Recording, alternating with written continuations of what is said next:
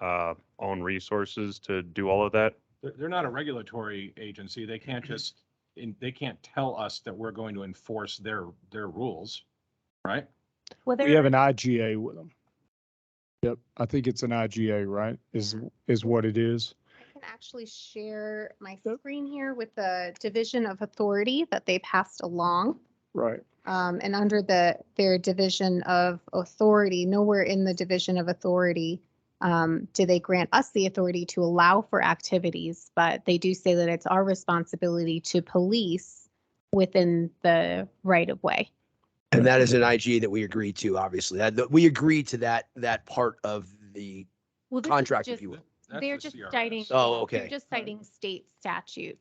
And so there's, as of right now, unless we go back to them and we're successful in negotiating an IGA or some other agreement where we would get money for our actions, as of right now, it would just be on the town's dime that we would be enforcing these activities. Well, then if it's, I don't want to, let's just keep it as it is and do nothing if it's going to Yeah. cost us money. Yeah. We're not being forced to action here. No. Okay. You know, So All right. I we're looking for direction from the board Well- on how far you want to go with this. That's all we're looking for. I don't want to go further than an inch. Now, just keep in mind, just playing devil's advocate here, because I agree with you. I don't really care to regulate this for CDOT. But then we could potentially have a situation where we have to come back here because we get a difficult candidate, a candidate who says, look at CDOT saying that my opponent's not allowed to hang signs here, but my opponent's hanging signs here and the town of Monument's doing nothing about it. So at that point, we would have to say to that candidate or a company or whatever the opposition may be, well, you can do it too. So it's either all or nothing. But we can't give permission for them to do it. yeah. The only thing we can do We is can just say, deny, well, take everything down. Well, it doesn't really, I don't see a liability situation. So I would say that if that case came up, then we deal with it. But if it doesn't come up, then we don't. Oh, and I just point of interest, Trustee Stevens is on his way and will be here physically for the regular meeting. Okay, so continue on as is and until and if there's an issue, and then we can revisit it at that time. Yes, ma'am. That's what I would say. Easy Can we peasy. get copies of the IGA? It's just statute. Yes, that Well, that's she's what- got it right there. We'll send it to you. Yeah, yeah. Yeah, I said IGA. It's the statute. So it's not, so the statute is, being that it's CRS, is not, it's not an agreement or CRS directed at Monument. It's a CRS directed at the entire all state. municipalities. Right, the entire state. Okay. I can send it to the clerk and then she can send it out from there. You Yeah. can send it out. Okay.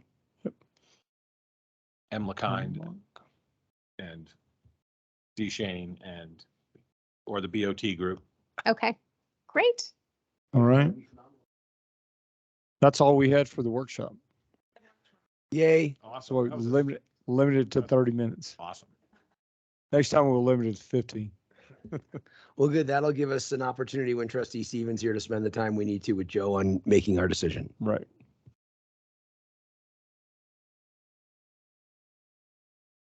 Yeah, she's gonna send it to us. There's Ron. And the hour. Well, Mr. Wilson has a migraine and Kelly's revoked and doesn't want to run meetings. So we had a discussion that we should, So- whoever's supposed to sit here in the meeting, and that would be you, sir. Vendors. That's where I started looking at it. Well, we wanted to do vendors. You know, if you're vending, see out right there, we want to be able to remove it. Yeah.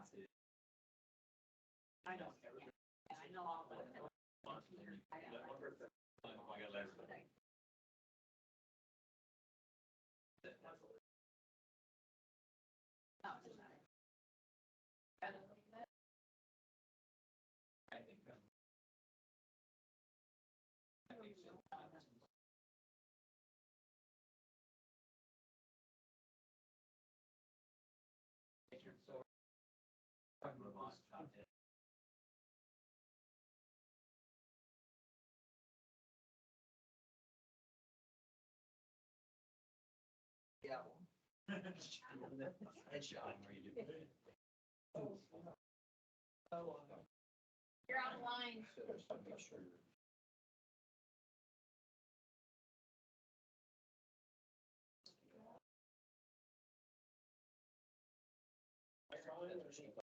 I moved his over into that stack.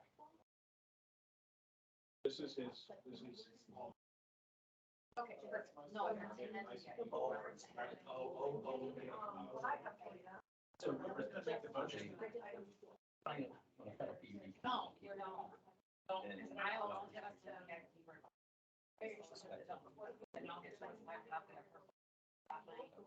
And then,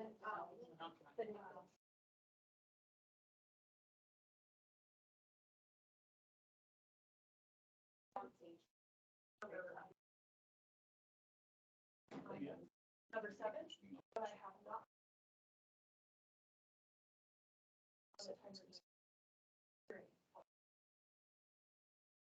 And so that was part of the. So there was a possibility. I just wanted to make sure. On the same, that Joe wasn't suggesting. That's true history. That's good. Someone to make a motion to name you as the acting mayor. So I just want to make sure.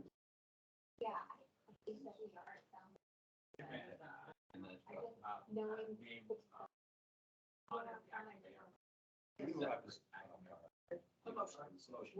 No, yeah, it was a big number. Yeah. So. Ultimately.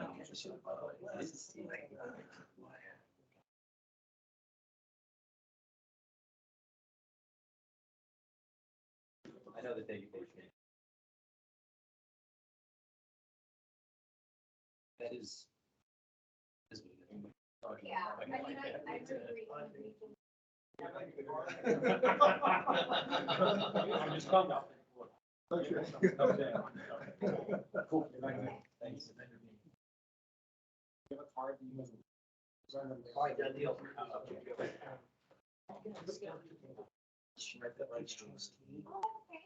Can I just go? Okay,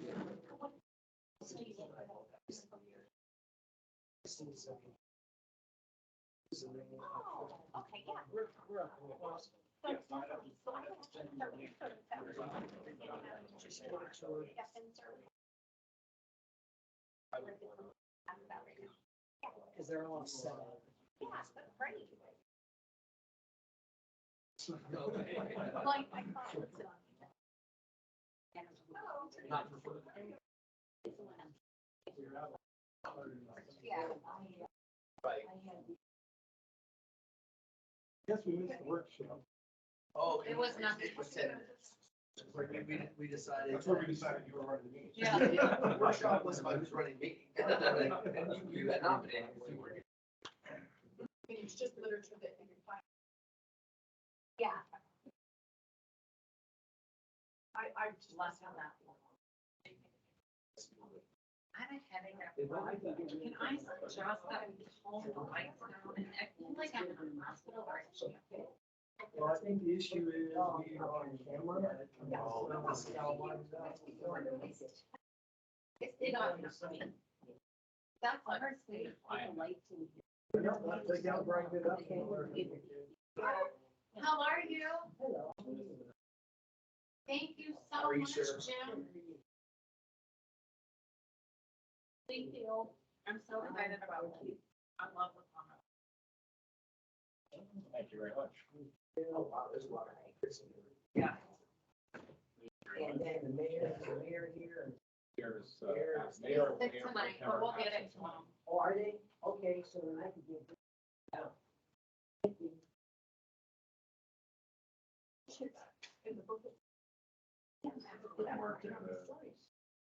Been on camera? Yeah.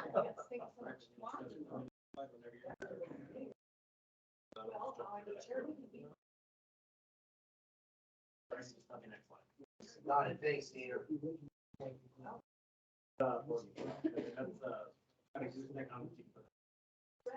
Yeah, she didn't have a resolution in her packet quite correct, so she modified that. And,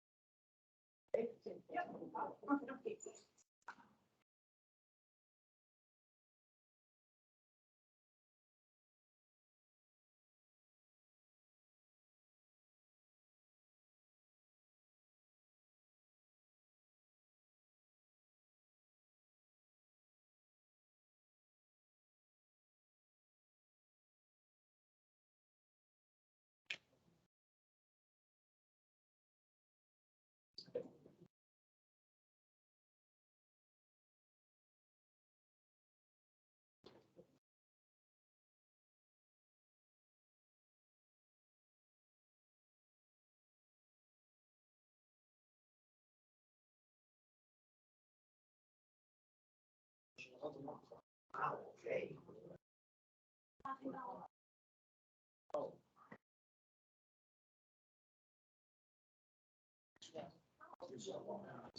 Yeah. No, there's nothing. Like, yeah. So that's people, like, we said that.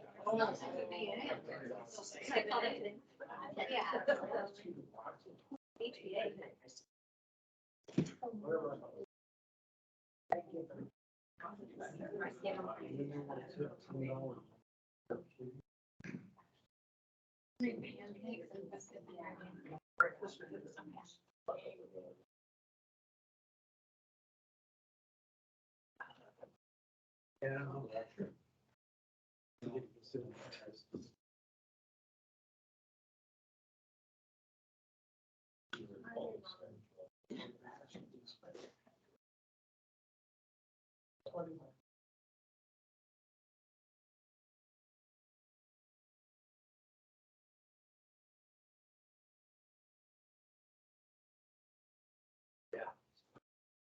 Yours and mine.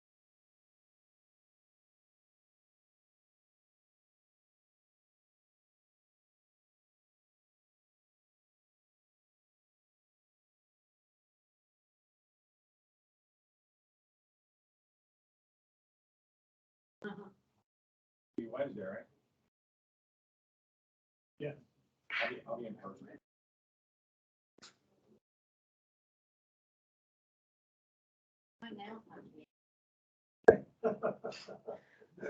Well, there's that. Adjourn. We got a lot done tonight, guys. Second. That's what you see. Yeah. Yeah. You want some seats? Probably. I like it. My wife, when-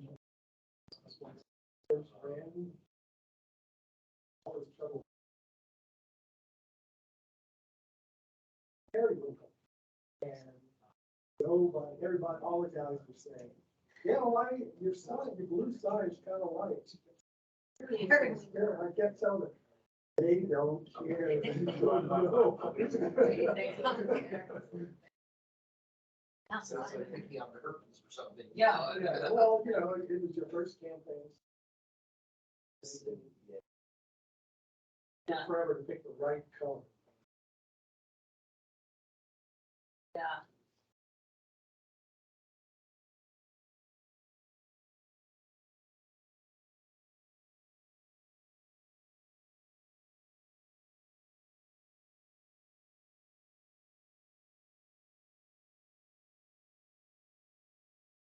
That would be easier. Yeah, that'd be easier.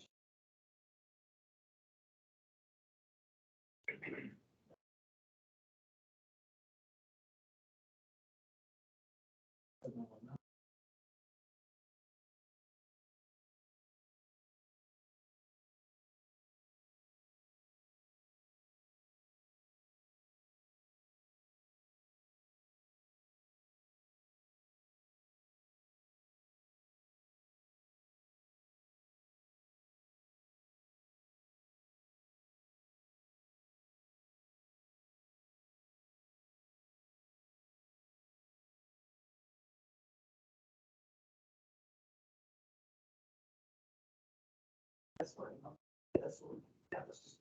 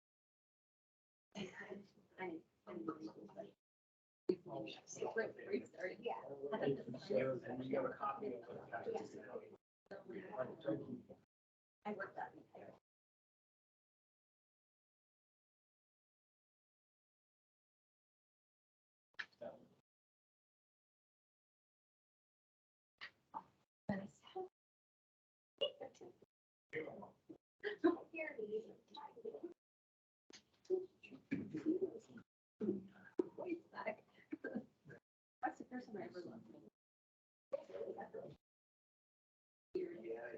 My mom is.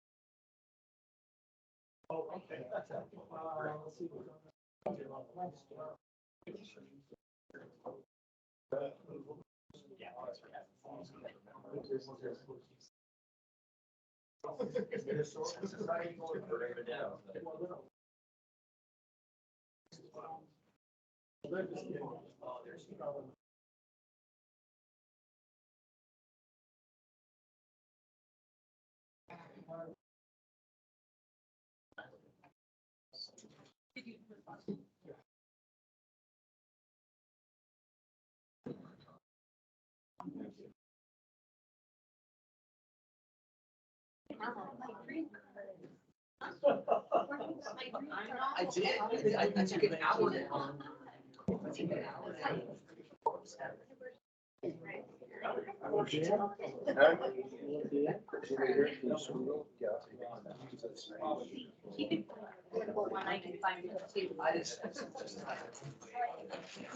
You don't want to sit next to me?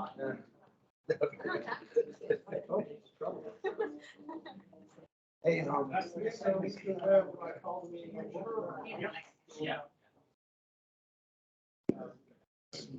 Yeah, hammer the gavel.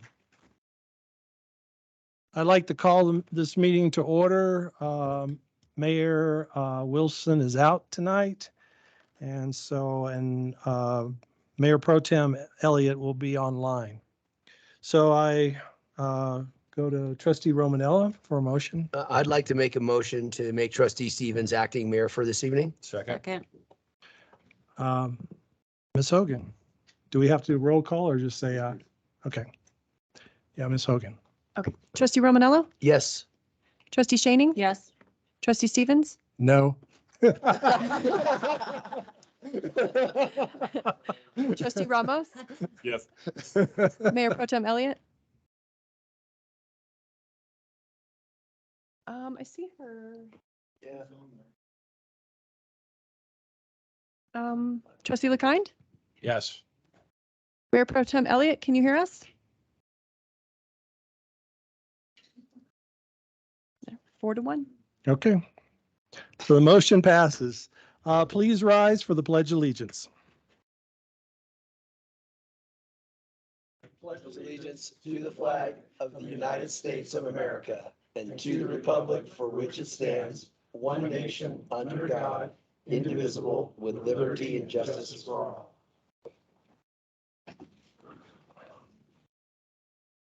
Okay, Ms. Hogan, will you take roll? Mayor Wilson is noted absent. We'll try one more time. Mayor Pro Tem Elliott.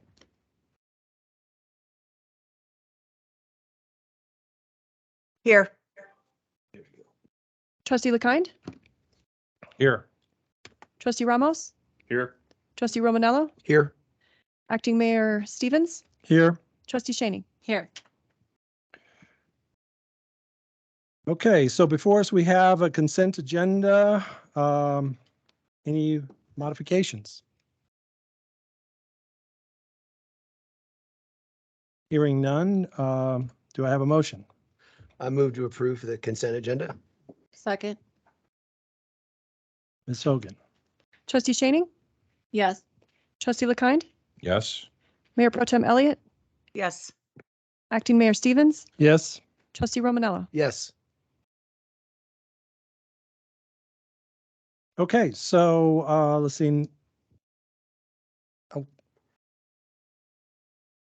What am I missing? Want me to say yes as well, Ms. Hogan? Oh, I'm sorry. I thought I called you. Trustee Ramos. I'm new here. Apologize. Yes. Thank you. I looked over and I saw his face and I was like, What's the song? I'm invisible, right? Okay, so first up next up on the agenda, we have 4A new region building code.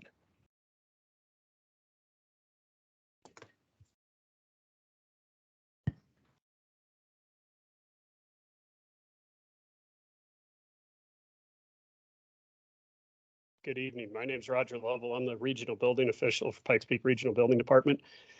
I'll be brief tonight, but I want to speak to you a little bit about some recent legislation that passed at the state level. It was House Bill 22-1362, and the town of Monument did oppose this along with some other local jurisdictions to include Fountain and El Paso County. We also opposed this bill. What this bill did is it partially it's loss of local control, and it establishes a statewide energy code. What this statewide energy code does, what this bill did is it requires adoption of the 2021 International Energy Conservation Code in conjunction with a code that has yet to be written by the state of Colorado that's called the Model Electric and Solar Ready Code. The reason that we were opposed to this bill was simply because of the increase in cost associated with these codes, and not just to the department or the jurisdictions, but to the industry and ultimately home buyers as well as businesses. It doesn't affect just residential, it affects commercial construction as well. So is this me here? How do we go to the next slide? Okay, thank you. So what this bill does is, what it did is it established a couple of timelines. And if we adopt a building code prior to July 1st of 2023, which is the reason that we're here tonight, then we have to adopt one of the 3 most recent energy codes, and we can't amend those codes to be any less restrictive. If we modify our building code after July 1st, 2023, then we are forced to adopt the unamended 2021 energy code as well as the model electric and solar ready code that has yet to be written. It's estimated that the 2021 International Energy Conservation Code and moving from the 2018 to the 21 code could cost potentially $11,000 a house. Just the increase in cost. Keep in mind, locally we are on the 2015 code right now, so that's an even larger jump. What our goal is to meet that deadline of July 1st. July 1st of 2023. So we have, maybe I'll go to can we go to the next slide? So that's the important date there. If we can get our codes adopted locally before July 1st, 2023, then we can soften the blow of this code by not requiring adoption of the model electric and solar ready code, as well as some amendments locally that we can use to help reduce the impact of the cost impact of going to these new codes. So we are in the process now. We started the process while this bill was going through, but review of the 2021 codes. And we have a, can we go to the previous slide? Sorry for the mix up here. This is our schedule here, and I'll have Greg, our public information officer, talk about this. But we do have a draft code on our website that is open for public comment. It's a 60-day public comment period. And I'll finish up this part here. Once we get through that process that ends on August 31st, then we'll have some work sessions with our boards and whatnot, kind of a little bit of code reconciliation. And then we'll have another round of public comments that opens October 1st. After that 30-day public comment period, we'll do some more code reconciliation. We'll bring the code back before our committees. And then once it's approved through our committees, we will bring that code to each one of the jurisdictions that we serve, to include the town of Monument. So the really important deadline that we have is that July 1st, 2023. Unless you have any questions for me on the technical side, I can turn it over to Greg and he can speak to the public comment. Sure. When you said that if it's not, if we don't get that accomplished by July 1st of 2023, then we're forced to adopt the 2021 energy code unamended. By what mechanism? It becomes it's a state statute that any building department that updates their building code after that date has to adopt that code. That code then becomes the minimum. So does it happen automatic? So if we don't complete this by July 1st, then does the 2021 energy code, it automatically? I see what you're asking. No, it would not automatically take place unless we the language in the state statute is update our building codes. And we're in the process of that now. What the International Code Council does, we adopt model codes. We don't write the entire code. We adopt the model codes and they're published by the International Code Council, and they publish these codes every 3 years. Locally, we adopt codes every 6 years. The impact of a code change, it's a lot of time on the department. It also can be kind of disruptful to the industry. So we've always been on a 6-year cycle. And there's significant reasons to update the latest codes to reflect new construction techniques, new materials and whatnot. It also has an impact on insurance ratings. So ISO, the evaluation service, that's one of their most strict criteria, is what version of code are you on? So when we're looking at the 21 family of codes, all of the, so we've got the residential code, the commercial code, the fuel gas code, the energy code. It's a whole host of codes. The biggest single area of change is the energy code. The rest of the codes are more refinements. And I would say there are no significant changes or increases in cost, with the exception of the Energy Conservation Code. Does that answer your question? Yeah, I have a question. Can you explain to me the relationship between state code, county code, city code, and how if we make a change to the code, as opposed to, can we make it more restrictive, less restrictive? How does that all work? The great question, and the answer is it depends. But it's actually pretty simple. There are 3 codes that are adopted at the state level. That's the electrical code, the plumbing code, and then the conveyance code, which is a fancy term for elevators and escalators. Those 3 codes are adopted by the state of Colorado.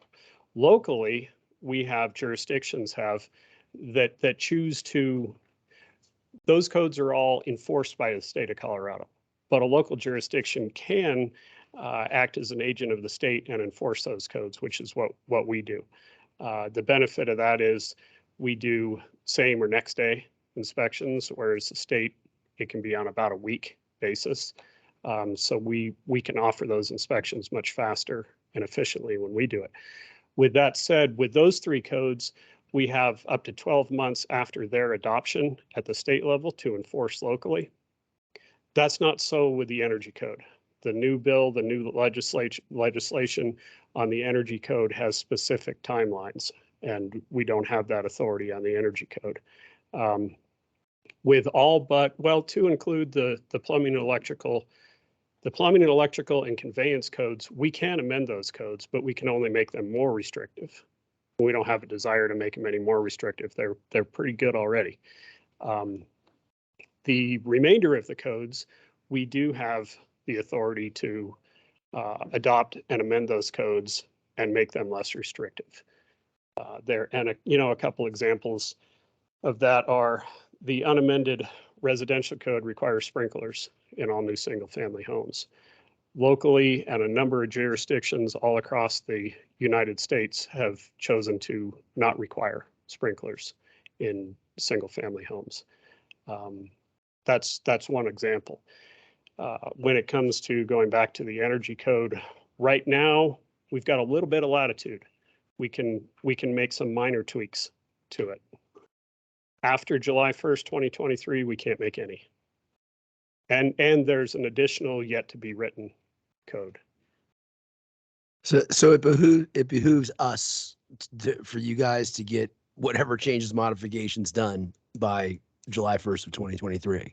In my opinion, yes, because it softens the blow of that code, and while it will be an increase in the cost of construction and to new home buyers and businesses, it won't be as substantial if we do not meet that deadline. And is there any obstacles to you guys getting this accomplished? It's a pretty tight timeline. When we started our process here, we had targeted 3rd or 4th quarter of next year to be, say, in front of this group, asking for adoption of these codes, and now that's been moved up 3 to 6 months. So it's on us, and we're working hard on it. We have the public comment period open right now, and I encourage anybody to get on there, check out those codes, and give us feedback, because that's what we're looking for. I'll let Greg talk about that, unless Greg. Thank you. Greg DeGrando, Public Information Officer for Regional Building. One thing that I'll just add to that the law did, not only do we have to have it adopted, but we have to have it enforced. In the past, we've kind of had a grace period for the contractors to kind of meet these code once it was adopted. But the way that this new law is written is we have to have it adopted and enforced. So again, that July 1st deadline on 2023, it's crucial. So if we could go to the next slide, please. And the next slide. So this is a look at our homepage right now. So if you're looking to get to the new draft and the public comment, you'll see there's a big giant red button right at the top middle of your screen. I have it circled in a very squiggly blue line. So you'll click on that and that'll take you, next slide, please.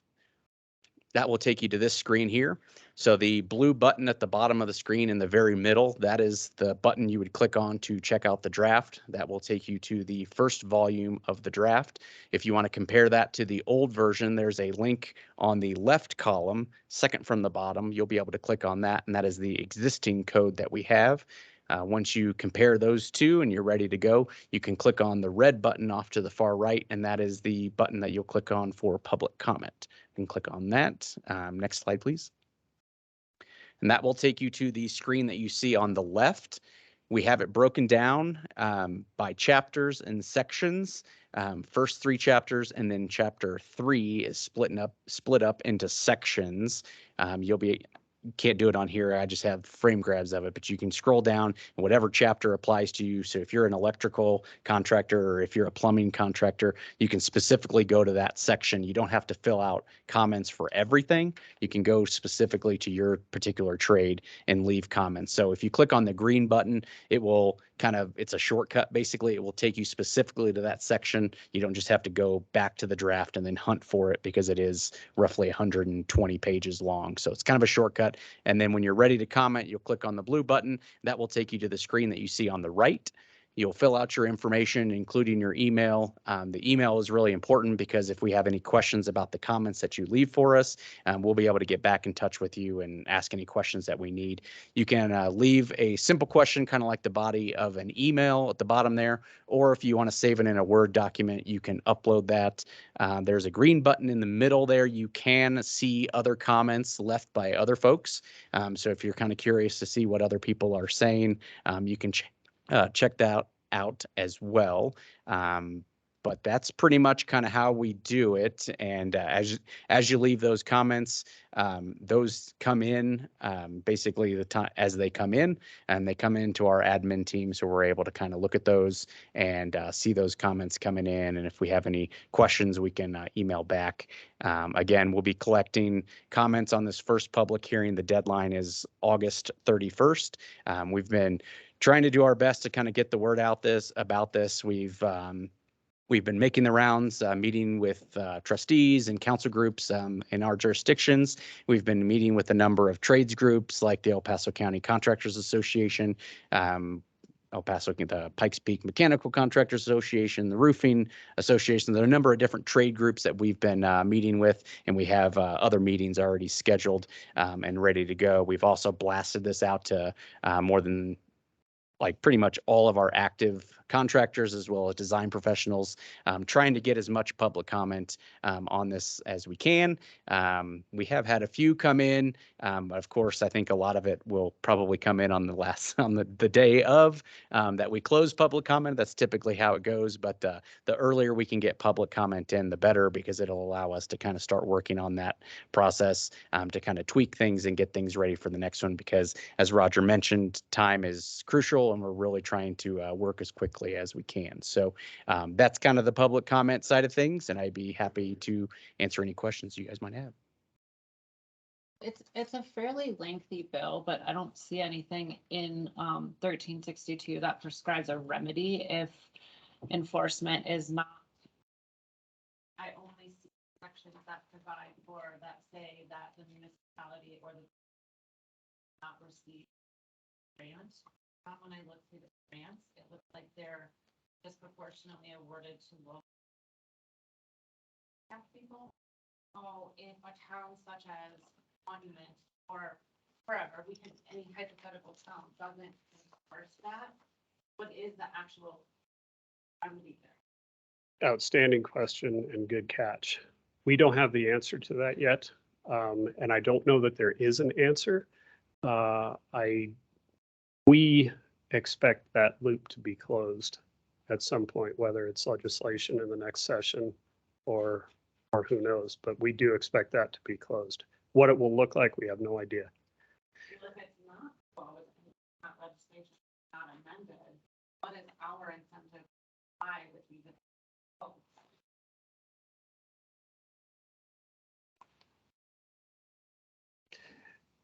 I think the option to that, the answer to that would be, if that is indeed the case, then we could go back with some additional amendments to the energy code that would make it less restrictive.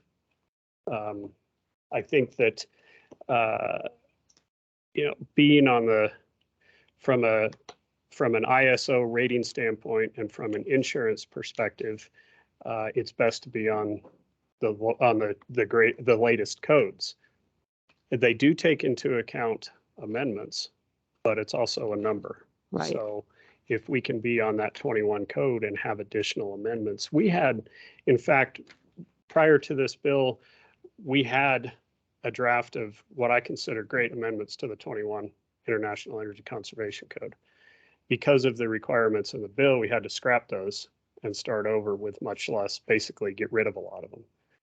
We could always bring those back if Okay. that's the case. But we haven't, I know that this was a topic of conversation, I believe at the latest CML conference, and I didn't hear of any conclusion. I guess I just don't see any incentive to comply with this. I see none. It seems more detrimental than beneficial. And since there's no remedy for non-compliance, why comply with these codes? At this point, we're moving forward with the anticipation that there will be a requirement, but that is always an option, and one that we would, if that is the case, then we would like to discuss that well ahead of time so that we can be prepared. One of the goals and intents, regional building is formed by an IGA that includes the 7 jurisdictions that we serve, Monument being one of those. And the intent of that IGA, and it speaks to the language of consistent codes across jurisdictions. I think that that's one of the things that makes the Pikes Peak region so great, is that we have the same building codes regardless of where you go. It just makes life easier. So that is something that we would have to work through. But I would expect the same concerns from other member jurisdictions as well, as that topic has come up. And our goal with this really is no surprises. The public comment, we want to get the word out. This is the public's opportunity, jurisdiction's opportunity to provide comments and provide feedback so that we don't have any surprises. There was a article in the Gazette, actually, what was it, Saturday, that speaks to this, and we brought copies of that for you. So. Okay. I've got one question. Yeah. Will you be addressing grandfathering the existing homes and businesses? Will that be done at the state level, or will you be drafting your own set of guidelines around that? This article in the Gazette is a little bit misleading. The way that the building codes work is they apply to new construction and renovations. You don't have to, years ago, the rise and run on stairs changed. If you lived in an older house, you had stairs that were compliant with the previous code, but not with the current code. You don't have to put new stairs in your house. And so the codes that we have, and we have an administration section, and it's very clear, it applies to the scope of work that's being done. So if you knock out this wall, the new wall has to be code compliant, but that wall wouldn't, if that makes sense. So. Okay, thank you very much. Thank you. All right, 4B, Palmer Lake Historical Society, Mr. Sawatsky.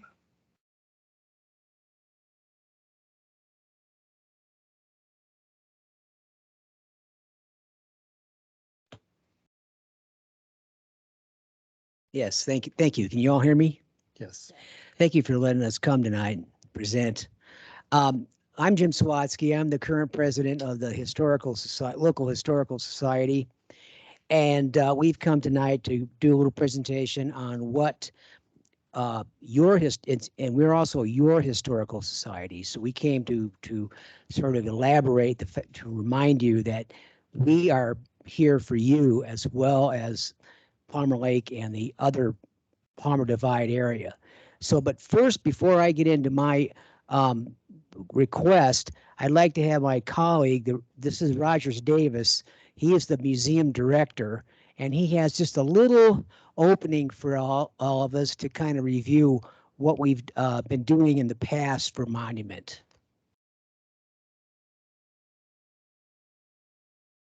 Hello, Roger Davis. I've been the director of the museum for, maybe 22 years now. I can't tell you exactly how long, but a long time. I really like what I do. It's all volunteer, no paid staff. We're dedicated. We only have a few people, so we have to be. At any rate, it is what on the slide says, it's your monument history it belongs in the Lucretia Vale Museum, and the Historical Society is we're the custodians, and we not only serve the Palmer Lake area, we also serve Monument to a large extent, and all the way out to Table Rock, angling back to the North Academy Gate, and then back this direction. And we've been doing that since roughly 1956.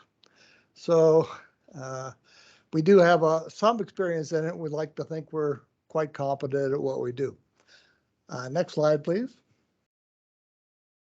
The Monument homemakers gave us all of their scrapbooks. Of course, you know, they're the oldest homemaker club in the state of Colorado. Not only did they give us the scrapbooks full of history, your history, and all the photographs that they had collected over the years, which we used to update Lucille Lavlett's book. Next slide. And there she is. She was your historian, a grand lady. I did have an opportunity to meet her, but she wrote 2 books, and we have actually republished one of them, which was presented to you tonight. And we kept it in the style that she wrote it in, but we added a lot of things. There's many more photographs than she had access to, and it's a pretty good seller at Covered Treasures, I understand. Next slide, please. There's Monument 1879. Your history is on that bronze plaque, which of course is in the hallway. Unfortunately, it isn't lit right at the moment. It would be present much better. But all the characters you see there, there's not only the railroad, but the central figure is Dave McShane. Above him is Limbaugh and his wife, Carolyn. And to the left is the Monument Hotel. Joe Pettigrew and Pat Murphy are in the little wagon there. Paiute Jim and his mate are in the lower right-hand corner. The covered wagons on the top are the settlers coming out either for the gold rush, Pikes Peak or bust, of course. The funny thing is they actually wound up in Denver first. They still had Pikes Peak on their wagons, but they didn't know where Pikes Peak was. But they found their way down here into the gold fields. David McShane came out mainly to explore for gold. He found out there was more profit in flour up in the mine camps. But he came, he was so impressed with Monument, he built it, went back, got his family, found the best grazing land he said he'd ever seen. His house is on just on the other side of the railroad overpass, and he built McShane Fort. Next slide, please. Another fine, most prominent was Gene Higbee. Gene was a rancher, an inventor, the lieutenant governor of the state, and also a storekeeper. And the building still exists. The Higbee Mercantile was the name of it. And he is in the right. You could see him in the very, he's wearing a vest as a young man in 1900. Next slide, please. And there's what he invented, a jet-powered airplane, 1929. I don't think they ever actually got it off the ground, but he got a patent on it. Next slide, please. And there is McShane's Fort. It's kind of a ghost of itself. It's only about that high, a couple of feet high now, but it's still there. And the 14 families during the 1868 Indian troubles holed up in that fort for several days until the trouble had passed. They had a tunnel connecting the house, which isn't very far away from the fort, And the marker that you may have seen at the entrance to the property was erected by the Historical Society, and I think it was 1958. If you haven't seen it, by all means, go there. Next slide, please. Monument. How did it get to be so big? Look at that photograph. That is a bustling, lively town. And where did it come from? It's the courtesy of the ranchers, the farmers, the timber, which was real big in the Black Forest area, and of course the ice harvesting run by the Doyle factories. Next slide, please. And there's the ice harvest. Does anyone recognize that particular photo? There's another one like it just right in town. It's on Beacon Light and 2nd Street on the old water building, and it's up high and it was placed there by the Tri-Lakes U's. But anyway, poor Mr. Doyle lost out because his contract did not state that if he the weather changed and he could not produce ice for the to be shipped by rail car, you see it in the cars in the background, then the transit company could sue him, and then they did. And unfortunately, he lost the business. But ice harvesting lasted up until the early 40s. Next slide, please. Oh, by the way, I should mention that weather has changed. In the depths of winter back then, evening temperatures in the peak winter months would be -10 to -20. If you think it's cold now, how about then? Next, wait a minute. Hold. Potato Bake, 1892. There's the Denver and Rio Grande Depot in the background. And of course, the potato bakes were an annual event held by the Monument Farmers and Ranchers, I believe. Do note that back then they didn't use irrigation. It wasn't needed. There was a lot more rainfall, and potatoes, grains, and other crops were the main beneficiaries. They couldn't, they really thrived in our climate. So dry land farming means it's only rain that provides the moisture. Next slide, please. Betts Meat Market. Well, I like this photograph. But what you see here is George Betts in the background on the right. He ran the meat market. One of the shoe bars, an early pioneer family, is there. And some the other folks, I can't quite make out their names, but they were an early family. The building still exists. The back building is, and I'm not quite sure the restaurant, it's gone through a couple different changes, but it's down there close to Casa Fiesta on the east side. He had the first chain drive delivery truck, and it had hard rubber tires instead of actual air inflated tires. It must have been quite a ride. Next slide, please. Is that the bistro on 2nd right there? Pardon? The bistro on 2nd? Yes, I think that's what it looks. is. Next slide. And of course, old disappearance. I'm sure you're familiar with the tale, but that was one hungry lion, and he managed to kill 30 calves in a short period of time, matter of a couple of months. And there was a $25 bounty given by the Denver Post. Well, Fred Simpson there on an October morning managed to track him down about 5 miles from here, and his trusty dog, and you wouldn't believe the name, how about Rover? Very original. But anyway, the lion was shot. That exactly like you see him there. He is in our Lucretia Vale Museum. The kids love him because he actually roars when you walk into him. And we have the volume turned up pretty good. So we get a pretty good reaction when they first see him. Next slide, please. And the meat of it. Here, the Monument Tree Nursery was one of the major employers in Monument for all the way into the 60s, 61 or so. But we are in the process of writing the definitive history of that Monument Tree Farm and Civilian Conservation Corps camp that was there. All this happened during the Great Depression. So as an employer, that we were darn lucky to have that camp and the tree nursery. That it was set up to provide trees for burned out forest areas, initially for the Mount Hermon fire. as I said, the CC camp was there, and it's amazing, but they were able to produce up to 5 million trees in a season, and that's straight from the Forest Service. I have to believe it. Why would they lie? So next slide, please. And notice this is Mr. Brown's general store, and the largest letters on the front: caskets and coffins.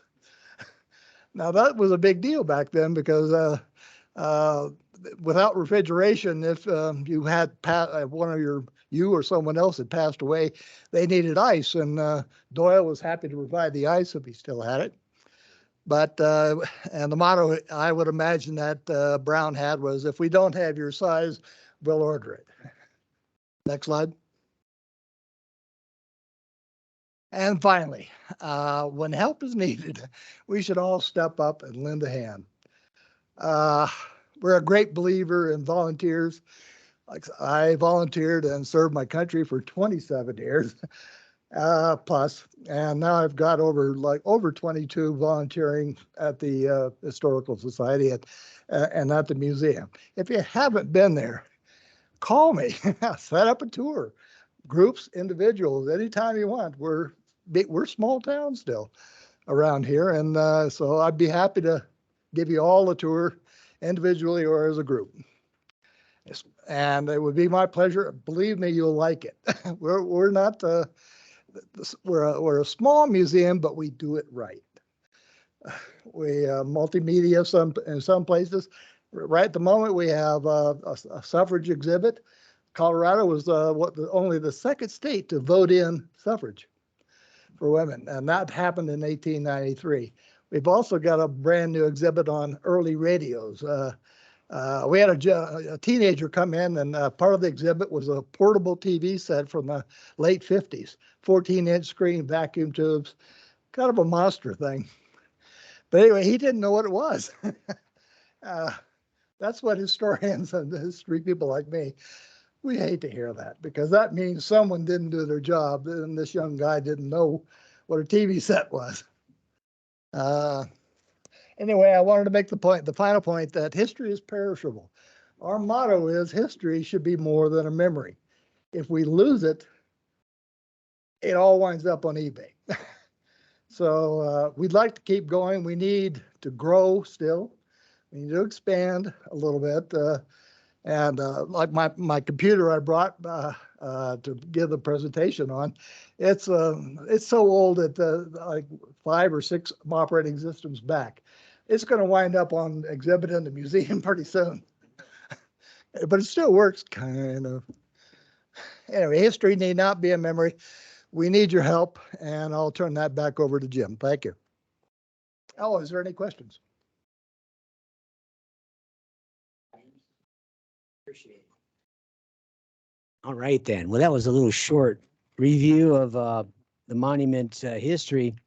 Monument really is unique because along the Front Range, because it is not a creation of the railroad. Monument was a ranch settlement before the railroad, and there are very few towns along the Front Range that can say that. From all the way south from here to Pueblo was there early on. It was a fort, but even Denver, that was more of a mining, as we mentioned earlier. But Monument is very rare because it was a ranch town. Like when I was a kid, I watched early TV, you'd watch a lot of these B westerns. Remember, you ever seen any of these B western movies? It'd be half hour, 45-minute movies, and there'd always be the certain characters in these movies. There'd be the sheriff, the saloon keeper, the railroad magnate, banker, all of those people, the ranchers, the big rancher people like Higbee's were the big ranchers. All those people are in the Monument story. So the characters in these old westerns really was Monument. That was what you were, which is an interesting thing. It's a unique thing, and it really made a branding thing for you. Now, if you trustees would please just refer to that white sheet, that 8.5 by 11 sheet of paper I put in your book. I want you to look at that now, if you would, because that was written up by the town manager of Palmer Lake, Dawn Collins, and she wrote that up. I requested that she write that up because what the town of Monument does, or the town of Palmer Lake does for us, is in-kind donation on a yearly basis, and it's spelled out on that sheet. And the big number is, of course, the $12,000, which is the free rent they give us in the building that we occupy. Above us is the library district's little library in Palmer Lake, and they charge the library district $1,000 a month for that, but they give us that. That's what they give us for in-kind donation to keep the museum and the historical society sort of going. And so what I had her type up a list of what the value of that in-kind donations were. And so basically we're coming here tonight to ask you to match that, if you could, match that donation on a yearly basis in your budget. I mean, now maybe we're late for that this year. I think your budget has kind of been set up, but now next year, in 23, 24, and 25, we would request that you would give us that matching grant or in-kind donation equivalent to us to help us get through. We've had some hard times like everybody in the last few years, and frankly, we need extra support.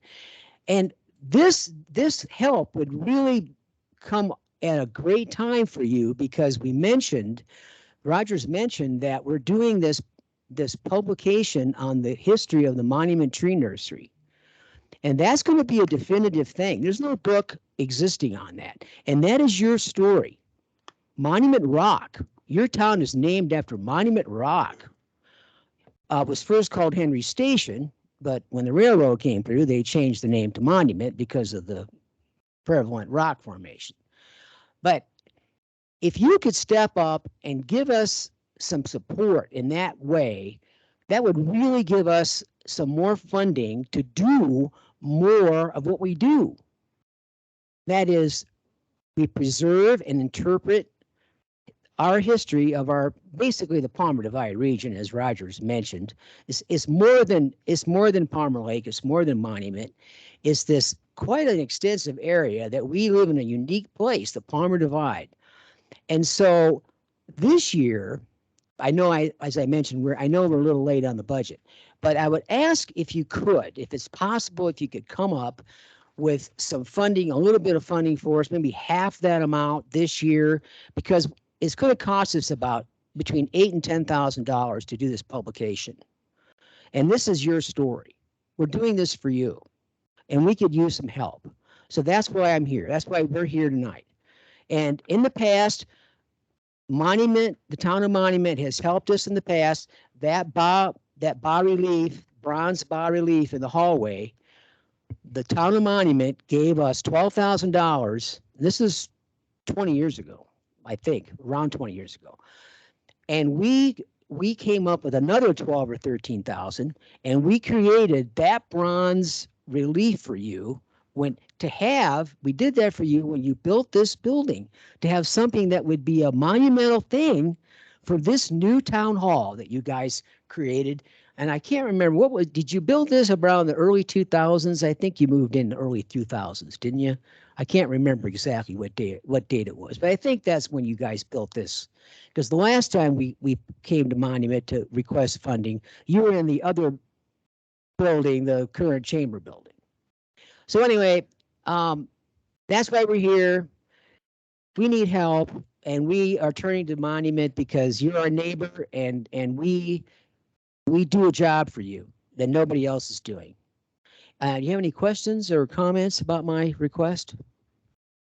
I just want to say thank you to both of you gentlemen, and thanks for your service, both what you did before and what you do now. It really does mean a lot to us. Thank you. And Mr. Foreman, could you add this as a budget, in our next budget workshop as a discussion item? I did. That's what I was going to tell you. During the budget workshops, the Board of Trustees will have the opportunity to review the request by all the organizations who are seeking funding for 2023. Oh, So you've got several organizations that have already made presentations to you.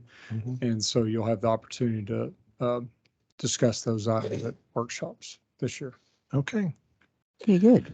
Good. Thank you. Well, thank you very much for coming out. Thank you, and enjoy the book and read through the book that we gave you. Read through the information because there's a lot of stuff in there. Laura was telling me that she's the town historian, and she was glad to see the book. So I'm hoping you all read it and get with us. You know what? We have a program going on this Thursday afternoon. We usually have every third Thursday of the month, we have a program in the evening usually. But this week, this Thursday at 1 to 4, from 1 to 4, we're having a program over in at the Village Green. And I invite everyone here in the town hall to come if you can. You get free ice cream, for one thing, and you get a walking tour of Old Town Palmer Lake, and you can see the renovated town hall that was shut down for a couple of years. Kind of a convenient time when COVID hit. It had to be shut down. So anyway, thank you for allowing us to come, and we appreciate it. Thank you very much. Thank you. Okay, on to ordinances. Ordinance number 11-2022, an ordinance amending Title 1 and 18 of the Town Monument Municipal Code. Ms. Ruiz. Thank you. I'm just getting the presentation pulled up here.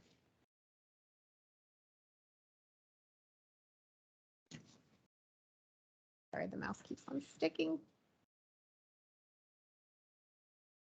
Okay. Nina Reese with Planning and Community, with Planning. So we were here last time, so on July 5th, and I had made a proposal to remove a section of the code that had not previously been followed regarding limiting the number of applications that could be reviewed, land use applications that could be reviewed. I received guidance from the board that that was not the desired route, and to take a look and see what else could be done. So what I'll be presenting today is staff's proposal for phase 1 of what's hopefully a 2-part fix, so that the hearings can be streamlined, more efficient, and there can be additional time for discussion on each one of the applications. So I just went over that. So a question was asked at the last hearing what the authority is for the code to be amended. So Colorado Revised Statute 3123-305 grants the Board of Trustees the authority to amend and to establish regulations. The proposed amendments today would limit the number of projects to a maximum of 5 per hearing. So that's different than the current regulations that say applications. So that would allow projects to be grouped together so that you wouldn't have to hear a rezone 1 week, in a couple of weeks hear about the subdivision, and then even a couple of weeks after that hear about the metro district. This would allow you to get a full comprehensive overview of exactly what is being proposed and make a sound decision based upon that full and comprehensive overview. Now, this is the maximum, so that does not mean that staff has to put 5 on the agenda. So if staff is aware that an item might be controversial, or even there's a very, very long agenda of non-land use items, then staff would communicate with the applicants and let them know that we can't put any additional items on, and then push it to the next appropriate hearing. So just know that even if the max is 5, we're still going to use our brains. And not just count, okay? So another proposed amendment is a minor amendment, but I think that it'll help with us to be able to better anticipate controversial items. So we are going to start requiring the applicants to provide notice to the adjacent property owners within 500 feet in advance of submitting the application. What that's going to do is that's going to give them notice so that they can reach out to the applicant to discuss any concerns. They can have those discussions, negotiations outside of the hearing, so that hopefully when things get to the Board of Trustees, all of the issues have been worked out. And if the issues aren't able to be worked out, then we as a staff know that there are a lot of concerns, and we probably wouldn't put any other items on the agenda with that controversial item.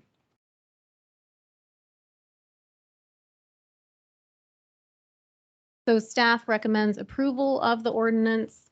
I am curious if the board would like to hear just an overview of the part 2, even though that's not on the agenda today. Yes. Okay. Okay. So the part 2 would consist of combining application types together. So currently what the town requires if somebody's proposing a PUD development is a preliminary PUD, a final PUD, a preliminary plat, and a final plat. So that there's 4 different times that an application could potentially be before the Board of Trustees. Each one of those preliminary PUD or preliminary plat is essentially outlining what the maximum density is going to be, what the layout is going to be, and so on. So that really by the time that you get to the final PUD or to the final plat, there's almost no discretion left by the Board of Trustees. So that causes frustration by the public if they weren't aware of the previous application for the preliminary. It also could potentially cause the board not to have all of the information if we're talking about a preliminary PUD versus a final PUD. And maybe they would have made a different decision. Maybe they would have added additional conditions, whatever it might be. So this way, the goal is we're going to reduce the number of applications, which means less hearing items coming before the board as a whole. We would be providing the board with all of the necessary detail, all of the necessary information up front, so that you can make sound decisions, and it'll eliminate some of that frustration that the public may feel in the instance of a final plat where there really is no discretion left. So you can see that, you can expect that to be in August in the second hearing. So we'll be bringing it to the planning, oh, I keep on using the wrong mouse. The Planning Commission on August 10th. And then the board will be on August 15th is what's being anticipated. Are there any questions about what's being heard today? Questions or comments from the board? Sorry, just because you mentioned it, for part 2, would that generally be for smaller projects that somebody would put a prelim and a final together in one go, or would that be It now would the be new the standard? requirement for everyone. So it will So that require would be the- more detail and more information by the applicant up front. But we have requested for comments from the members of the HBA and then talked to some of the developers that work in the town quite often. And so far, everybody has said that it's not really a concern for them and they're willing to put in the extra work up front. Okay, thank you. Is the HBA the only outside group that responded? We also, and in your packet, there's also a comment from Steve King. But no other developer? No other developer. We haven't received any written comments from any other developer. But they have been notified. Thanks. Mr. Rivera, since this is not marked as a public hearing item, but it is an ordinance, so I do need to make it available for public comment. Okay, I'll go ahead and. Do we have anyone interested in making comments? Yes, Mr. King.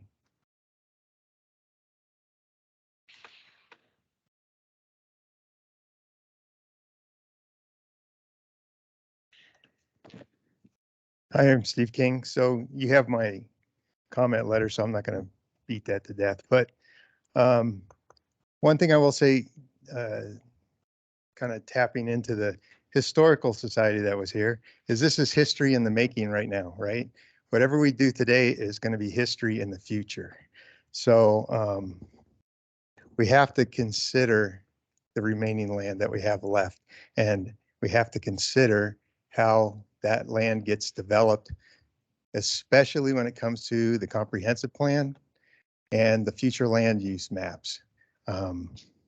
I will agree that having the preliminary and final PUDs as one package is beneficial, because where we've run into lots of problems in the past is is we get these, in the old days, it was sketch plans and then now preliminary PUDs, and they're a little bit vague, and our expectations are one thing and the applicant's expectations are another thing. And then when the final comes in, everybody is fighting about what's really approved and not approved. So I don't have any issue with that.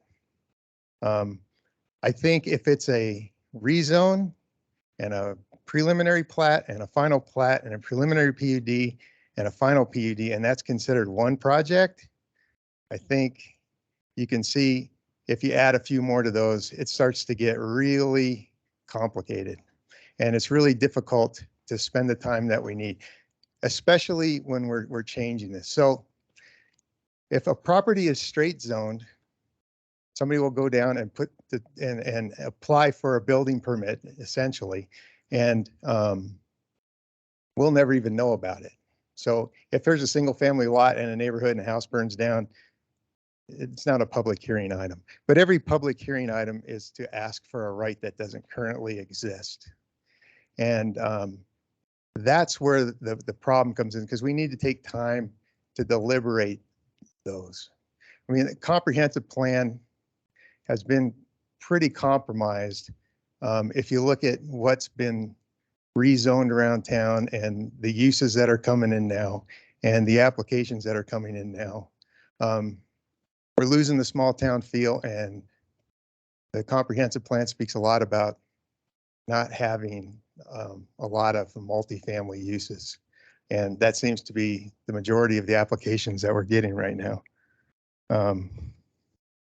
And the densities are just getting to be more dense and more dense. I just think that we need, again, time to research and deliberate this. I would like to see it limited more on the amount of applications that you can receive. And I understand that there's some subjectiveness to that, but I think 5 projects, if you had, I mean, theoretically, you could have 5, just like I said, with 6 different applications, and you know, that just gets to be too many. I certainly don't have time to look at all that, so I'm sure you guys don't either. Anyway, that's all I have to say. So Thank you very much. Anyone else? Did you have your hand up? Yes. Please come to the podium and state your name and. Rob Oldak with Jackson Creek Land Company. I don't have a lot to speak to with regard to this issue, simply because I've never heard of it. I don't know how that's the case, being Jackson Creek Land Company, but such as it is, we don't have information about kind of what this phase 2 looks like, and just would like to be included in that. So I just wanted to speak to that and hope to be included before this goes any further. All right, thank you very much. Do we have any online comments? Okay, Mr. Kimball, go ahead.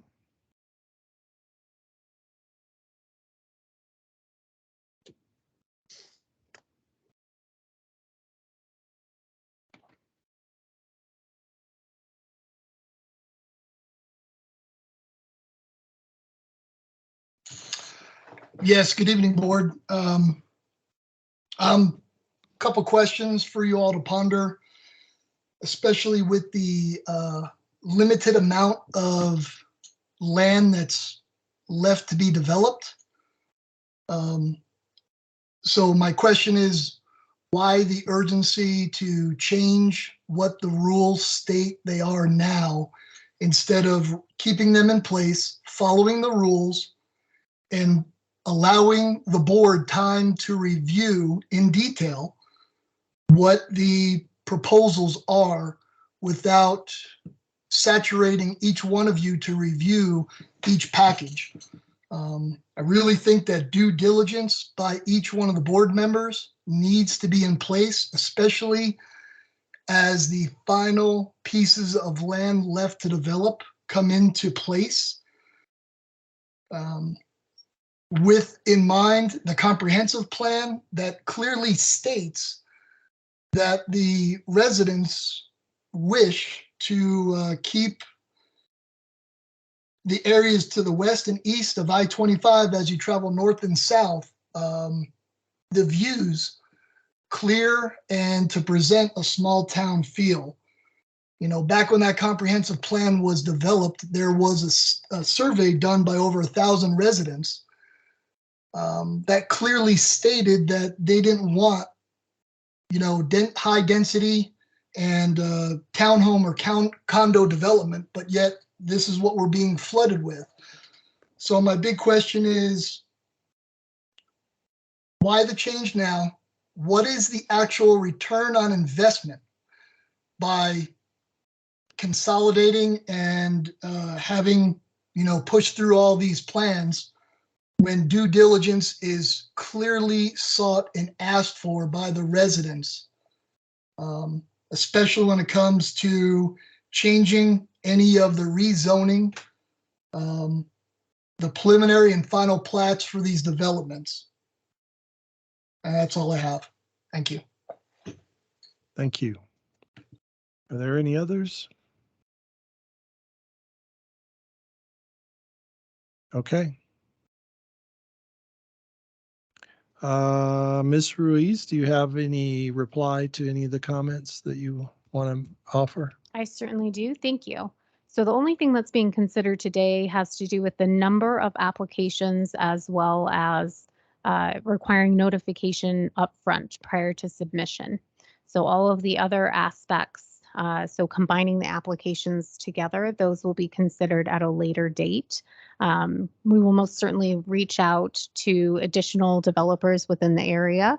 I apologize, that must not have been conveyed properly, so I apologize for that. Well, either way, we'll have a conversation, but that's not being considered today. I do understand the concerns that some of the members of the public spoke about in regards to making sure that the comprehensive plan is considered and that there's adequate time to consider each application.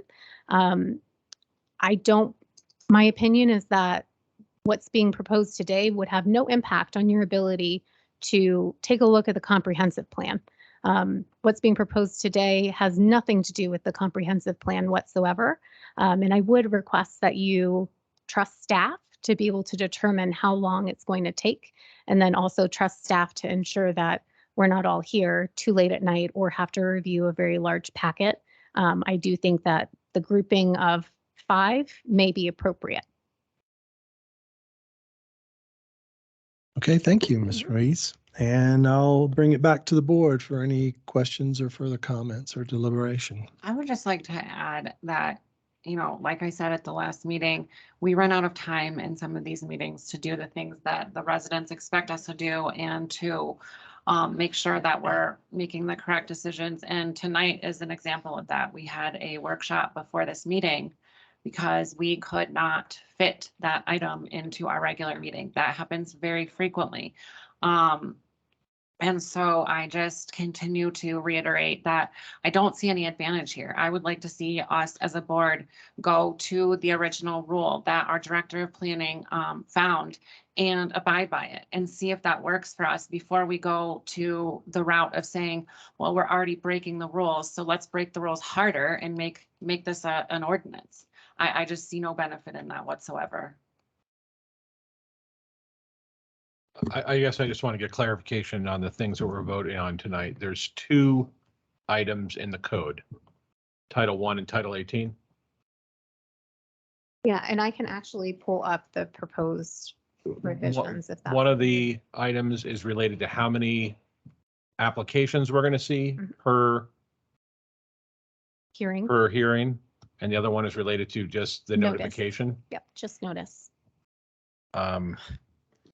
Do we have the ability to amend if we don't want to vote on the amount of items, but we're okay with the notifications? Can the ordinance be amended,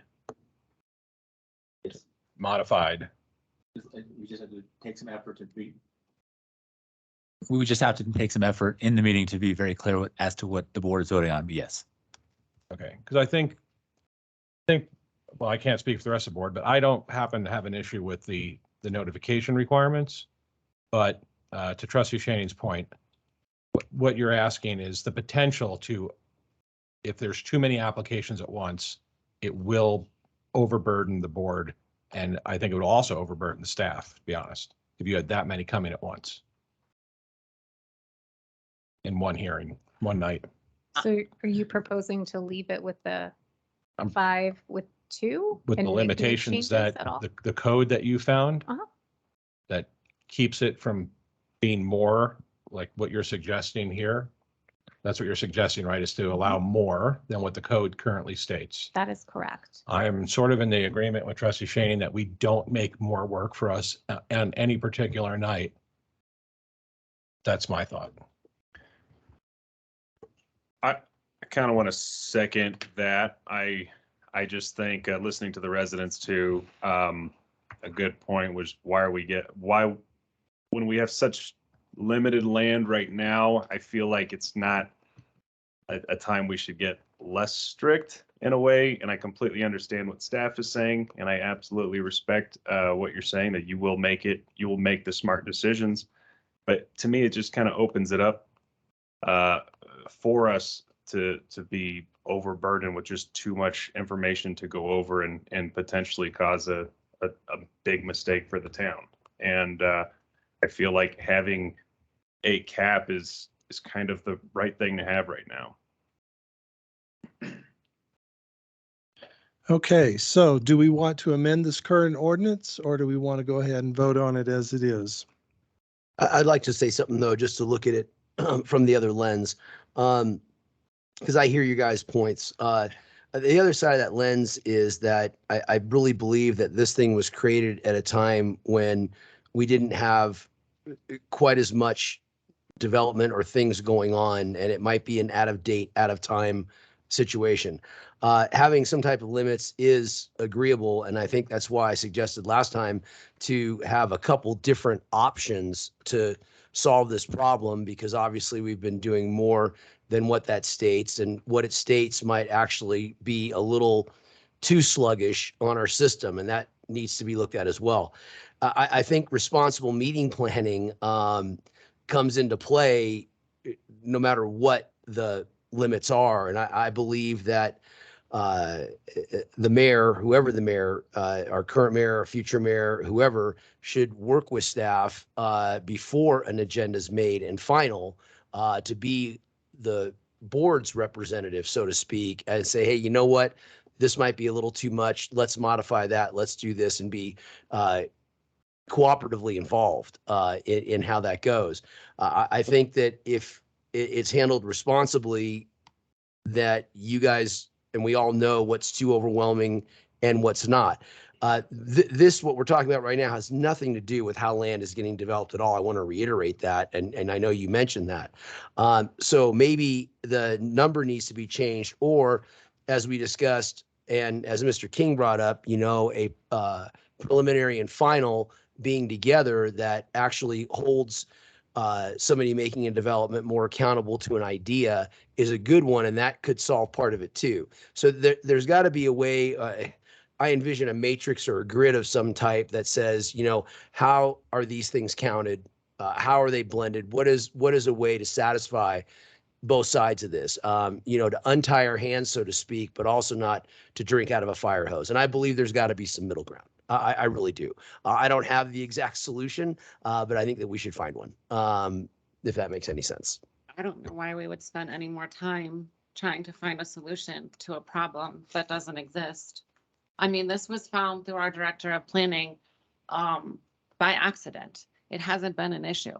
So being that it hasn't been an issue, what are the unintended consequences of quote unquote untying our hands going to be? As I stated, we had to have a workshop before this meeting tonight. There are issues that each of us as trustees want to bring forward, and we have phone calls with our town manager, our staff, our town attorney, our mayor, and so on and so forth. And it's a bear to get those issues on the agenda because we only have so much time and so many meetings. So I guess I just don't understand why we would prioritize prioritize changing the way that we read these land use, or the way we hear these land use hearings, when there's no issue. I mean, there's clearly no issue happening. So why? Well, the issue is that we've been beyond that ordinance and rule for forever. And so it's going to constrict what we have been doing and can constrict us in the future from what I'm understanding. Is that correct? That is correct, but with the proposed phase two, if that gets approved, I mean, that will alleviate some of the Okay. the issues because we won't be looking at 4 applications the way that we are today. We would be looking at 2 applications. Right. So really the kicker for the current regulations is that only 2 of the 5 can be a subdivision or a PUD. So if we combine them, that will help the situation. So even if we kept within the ordinance from 22 years ago as is, if phase 2 goes into effect, it would help. It'll help within that if we kept it that way. Yeah, I mean, Okay. most certainly, could there be situations in the future where we have to tell applicants, well, you have to go to the next hearing, that absolutely could happen. Okay. But it will help. And I would like to also add just for the responsible putting together of the agenda, I kind of look at that as the same way as I look at the town manager. I mean, our town manager's great. He's the best. But like we said, we try to find ways that you're welcome with future boards and future town managers and future mayors. So I don't want to say to ourselves as a board, well, let's change this now in the hopes that this will make it easier for developers or easier for the staff or whatever. And then we're hoping that the next mayor and the next set of staff members reasonably put together an agenda. But for all we know, the next mayor is not capable of doing that, doesn't have time to do that, or whatever may be the case. So if that safeguard is not there, I just feel like we're going to end up in the same situation where we don't have the time to discuss the things we need to discuss because our whole agenda is development. Okay. So any further comments? Sounds like we need more work on this one.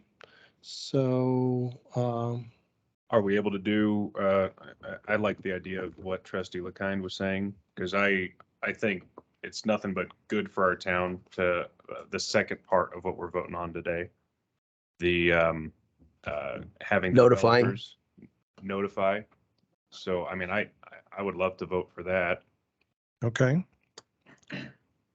So then I'll need a motion for an amendment to remove the portion. Let's see what part of it. Yes. Acting Mayor, how about, may I suggest an amendment to only approve that portion which you want? So if I could ask Planner Ruiz to identify for us that portion that deals with the notice, which I believe is just that section Only 18. 1801-260, and it's just the F? Or is it? That is correct. Let me open it up to verify.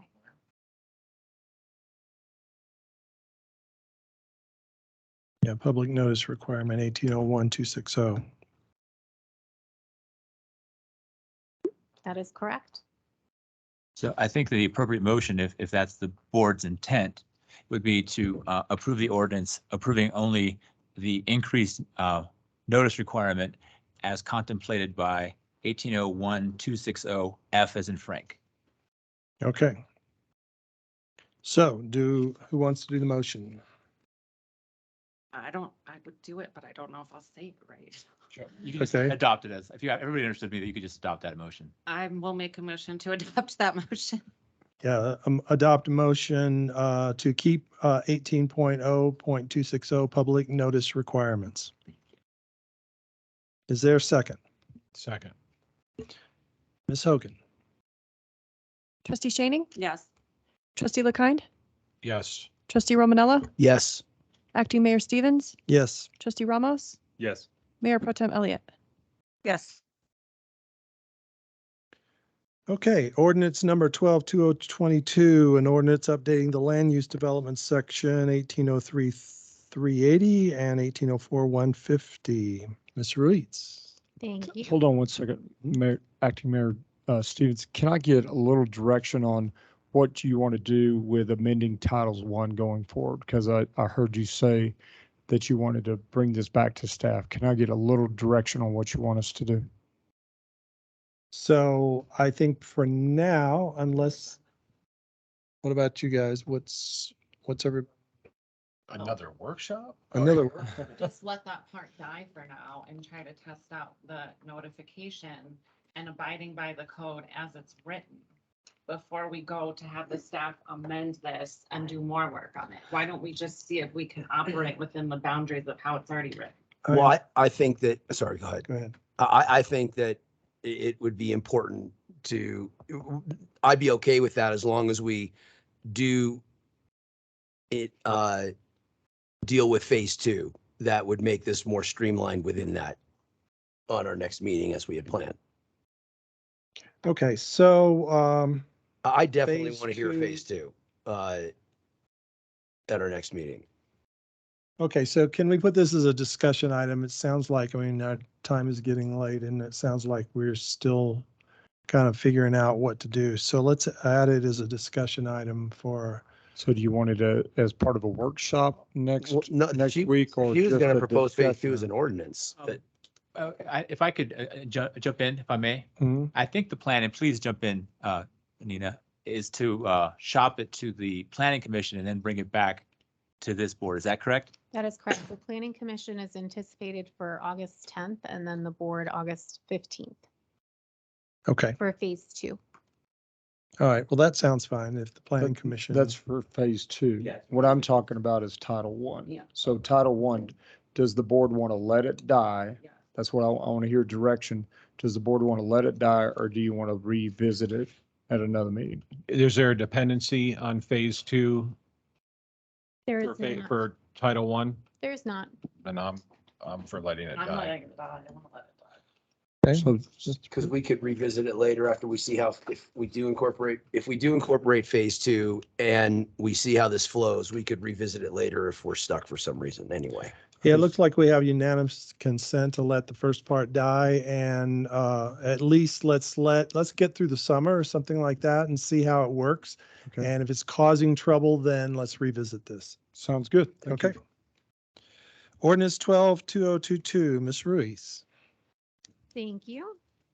So also at the last hearing, so on July 5th, the Megan Harrington had presented proposed amendments to the industrial standards. Those were approved, but then additional amendments were passed along by Trustee LeKind. So the item before you today only has to do with those proposed amendments. It doesn't mean that you couldn't choose to make amendments elsewhere or direct staff to do so, but that's the only thing that's being considered today. So the proposed revisions were sent to several hundred members of the community on July 11th. So those members of the community, we just went into our business license database and sent it to everybody that had a business license because we figured that was probably most of the business community that may be impacted. Other members of the community, and I believe that we will hear from at least one of them today, were also notified. So again, Colorado Revised Statute 3123-305 grants the Board of Trustees the authority to amend the regulations. Wow, that's not very visible right there. Can you guys see that okay? Or you want me to exit and we can zoom in? Can That's you see fine. okay? We have a. So screen. the proposed revisions would include removing check cashing facility as a specific use within the code. So with that removal, it would fall under a bank if somebody was proposing a similar use.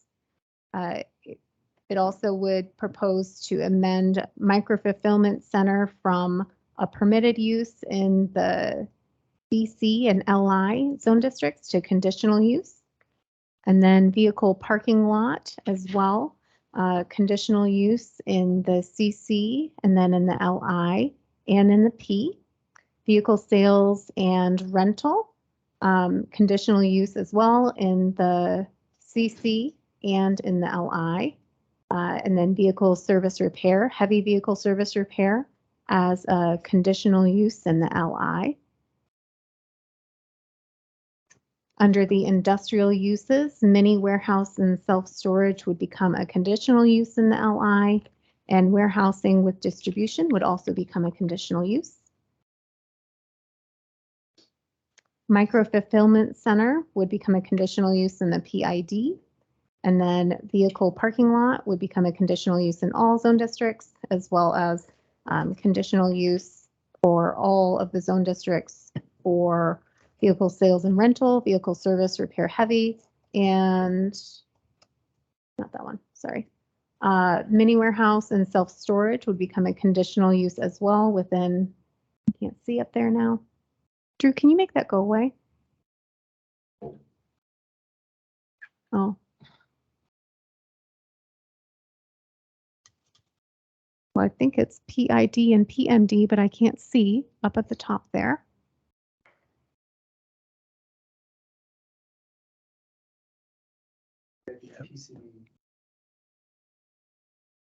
Is that what it is? The last three on Okay. the right are PCD, Okay, PID, okay, thank you. PMD. MD. I'm Yeah. glad you guys know because I can't see. And then also amending to remove the authority for the director to vary the semi-truck parking. There were other proposed amendments that were passed along, and I included within the staff memo after the discussions with Trustee LaKind why those are not being put forward as proposed amendments because they were dealt with elsewhere in the code and through our processes. I can go into details on those if you would like, but they were included in the memo. Okay, questions or comments from the board? What was the kind of response you got? So I had some questions asking about what a conditional use permit, what that looked like versus it being a permitted use. I had some questions about legal non-conforming uses and just some clarifications regarding expansions of existing facilities that might have been previously established, those types of things. I understand that we're going to get a presentation that there are some concerns from individuals that have quite a bit of property, concerns regarding eliminating uses and requiring conditional use. So you'll hear from them, so I won't steal their thunder. Did we decide to stop discussing the metal building issue at the last meeting? Because I thought we were going to look at that a little bit closer. It was split with some of the board members. And I know that as proposed, we're saying up to 20,000 square feet, which is really large, but it seemed like that item just kind of died between the last meeting and this meeting. So I did not believe that I received consensus from the board to Okay. make that change. Okay. Yeah. So I guess can we talk about that tonight? And then I guess I would be all for all of Trustee LaKind's proposed changes. I would also, I should have said this at the last meeting, but if we are able to go ahead and change the vehicle sales to conditional, could we also go ahead and change a heavy equipment sales and service to conditional? So only heavy vehicle, I'm sorry, did you say repair or sales? You said sales? It's lumped together as sales and repair and service in the, Just service and repair, not sales. okay. Yeah. So can we put, It is, no, it's conditional. It's I thought it listed- was permitted. It's listed as a conditional. Here, I'm going to just go to the actual. I code because I that's could have way read too it wrong, tiny. Nina.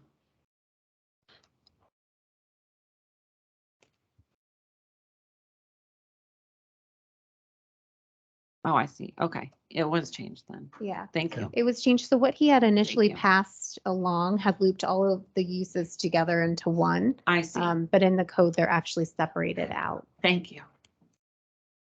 So staff's I confused recommendation. it by doing that, sorry. No, my fault for getting confused. So staff's recommendation regarding essentially making everything within that zone district a conditional use, that's not something that I would recommend because then you're requiring a public hearing process for any type of development of vacant land within the town or even going from one user to another.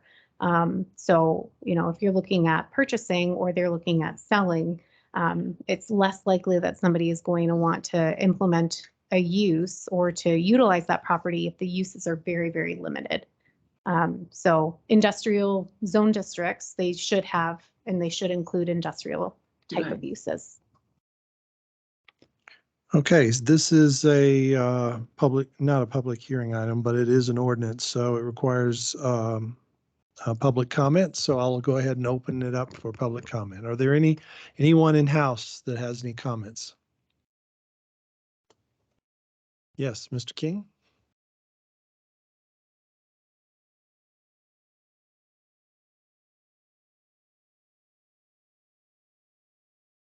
I'm Steve King.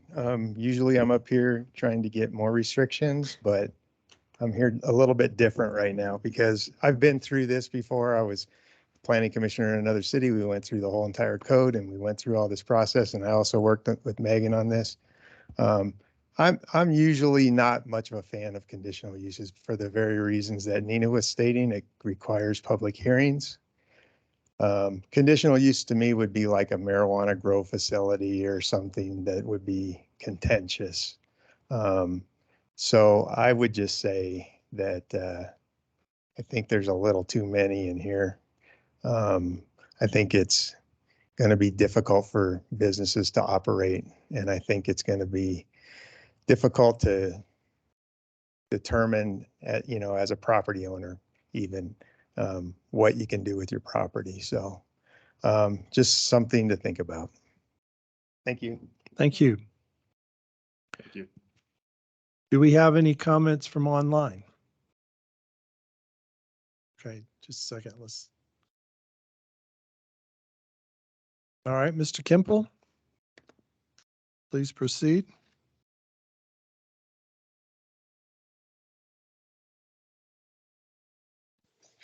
Yes, good evening again, board. I just had one question or clarification on the modifications or changes that Trustee LaKine had mentioned last meeting. One of them was about having the developers have a traffic study done by a outside entity. Just wondering if that is still in this proposal or not. I didn't have a chance to read over the memo highlights that Nina had mentioned. And if it is, awesome. If it's not, I would urge that be put in, that we have the developers have an outside entity as chosen by the staff, so that they're not doing having someone internal from that organization do their traffic study. That's kind of like letting the fox inside the hen house, so to speak. That's all. Thank you, Mr. Kimple. There was a hand in. Yes, please come to the microphone.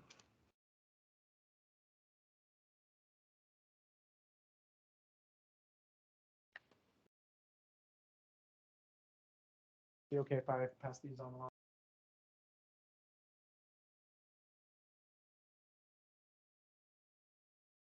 Okay, I'll try to be very brief.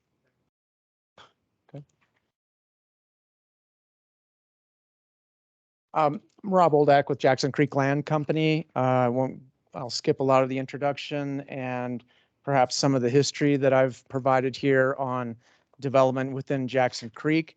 But we've been developing in Jackson Creek for 25 years, and I've owned property and monument for development continuously for about 30 years. I'd like to speak to some of the already approved changes to the PID zoning that occurred. If you please allow me to do that, even though that's not, may seem not what we're talking about here right now, I think it will be helpful, because as these restrictions continue, I think you'll see that our options for development in Jackson Creek on our remaining industrial property is very limited.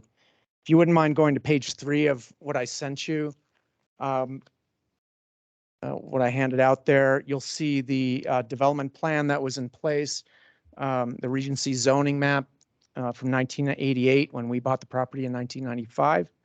You can see all the pink that's highlighted there, which is almost all the commercial.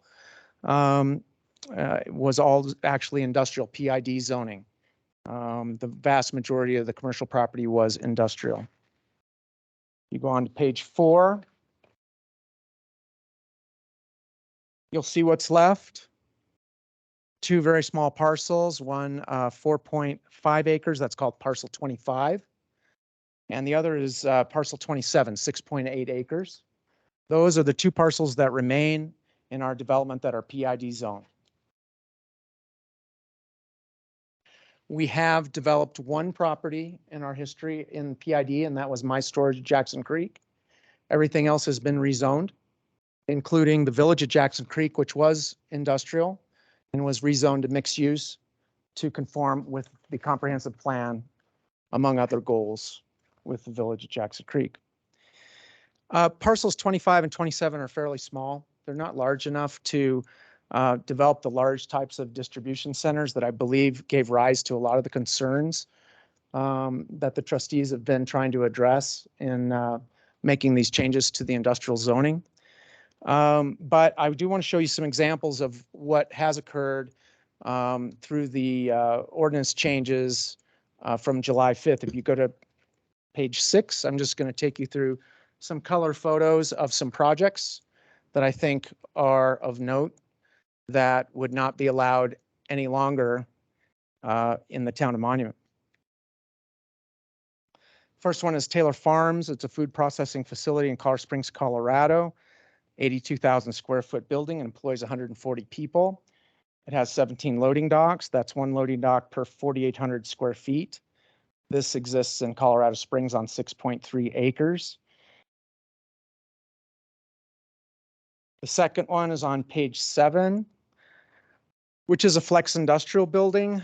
This is a conceptual building. It's not built, but it's here to illustrate the concept of flex industrial. This is the type of building where you have storefronts in the front and warehouse loading in the back. Some of the common uses are cabinet shops, countertops, plumbing fixtures, lighting, a lot of really great uses that would generate a lot of tax revenue in the town of Monument.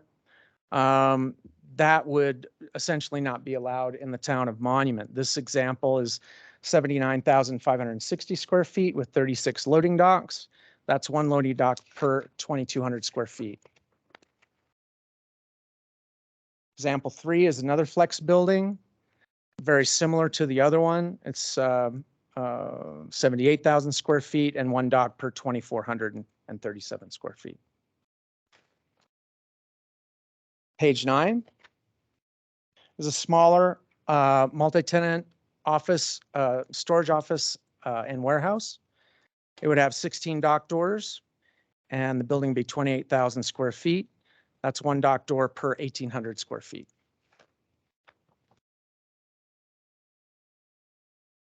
Example 5, Flex Industrial Campus. And you're welcome to stop me at any time. I realize I'm going very fast, but I'm trying to respect your time and realize that you guys already debated this. However, our concerns have largely been ignored up to this point. So we're trying to stop this while we can, I guess. This Flex Industrial Campus is a bit larger. It would not fit in Jackson Creek, so it's not exactly applicable. But this is an example of a Flex Industrial Campus where the loading docks face each other, so they're generally not visible to the outside. Okay. I'm sorry. Just a couple more. Try and be really quick. Example 6, another Flex Industrial building with a small format. That would not be allowed. Number 7, a single user high pile office and warehouse, one dock per 1,800 square feet. That would not be allowed. And in fact, the Eagle Rock project that was approved by the town of Monument also would not be allowed. So this is a great concern to us. The other changes that are being proposed here, removing entitled use rights that we've had in hard zoning on our property since it was purchased in 1995, include vehicle sales and rentals, self-storage, warehousing and distribution. And I guess my conclusion is that on page 15 here, I'm wrapping up, that we've raised these concerns within the discussions that have been had over the several months. We realize there have been some turnover in staff. To date, our concerns have not been acknowledged, or they have been acknowledged, but they've not been acted upon. I think we've shown that we've already severely limited some really attractive options that would exist for the PID zoning that's been on our property since 1988. And our concern that the further revisions, together with what you guys have already approved, what the town has already approved, could constitute a taking of property by the town of Monument. And so we'd like to see some thought given to that as you consider these further changes. Okay, thank you very much for your comment. No questions. Is there any reply from staff? Yes, thank you. So to address the question regarding traffic studies and if that's included, so that proposed revision is not included. We did discuss that with Trustee LeKind, and the traffic studies that are submitted to the town are reviewed by multiple people outside of the applicant. So we as a staff review, we have a consultant, that's a traffic engineer. They review if the access or anticipated additional traffic is going to have an impact on a CDOT roadway or an El Paso County roadway. Then they also have folks that take a review of that traffic study. So the traffic study, regardless of what the applicant may submit, is reviewed for conformance with our rules and regulations. And we also do a check to make sure that what's included is accurate. So for example, if an applicant submits a traffic study and they are anticipating a very, very low traffic volume and it doesn't really account for all of the proposed uses, then before the traffic study and the application as a whole gets to the Board of Trustees, that would have already been worked out and they would have to amend their study. So that's the rationale for not including that proposed revision. And then to address the concerns regarding the industrial standards being quite restrictive. I mean, I do agree they are quite restrictive. So if you had a desire to take a look at the loading docks specifically and to see if there's an alternative to maybe just screen them or whatever it might be, I would have no concerns with that whatsoever. Or to take a look at the uses so that the industrial zone district could be a true industrial zone district versus more of a commercial services, the way that it's outlined today. Thank you. Okay, I'll bring it back to the board for any additional comments. Well, I think that that makes sense, especially when you're dealing with somebody with small areas of property. And I thought with the direction, I have no problem with any of us making suggestions like Trustee LeKind or anybody did, but I thought our direction last time and when we passed what we passed, because we did that without making changes, was that we were going to go through each suggestion line by line and decided what we wanted to do, but it's all blanket on one ordinance now. So it kind of came that way. I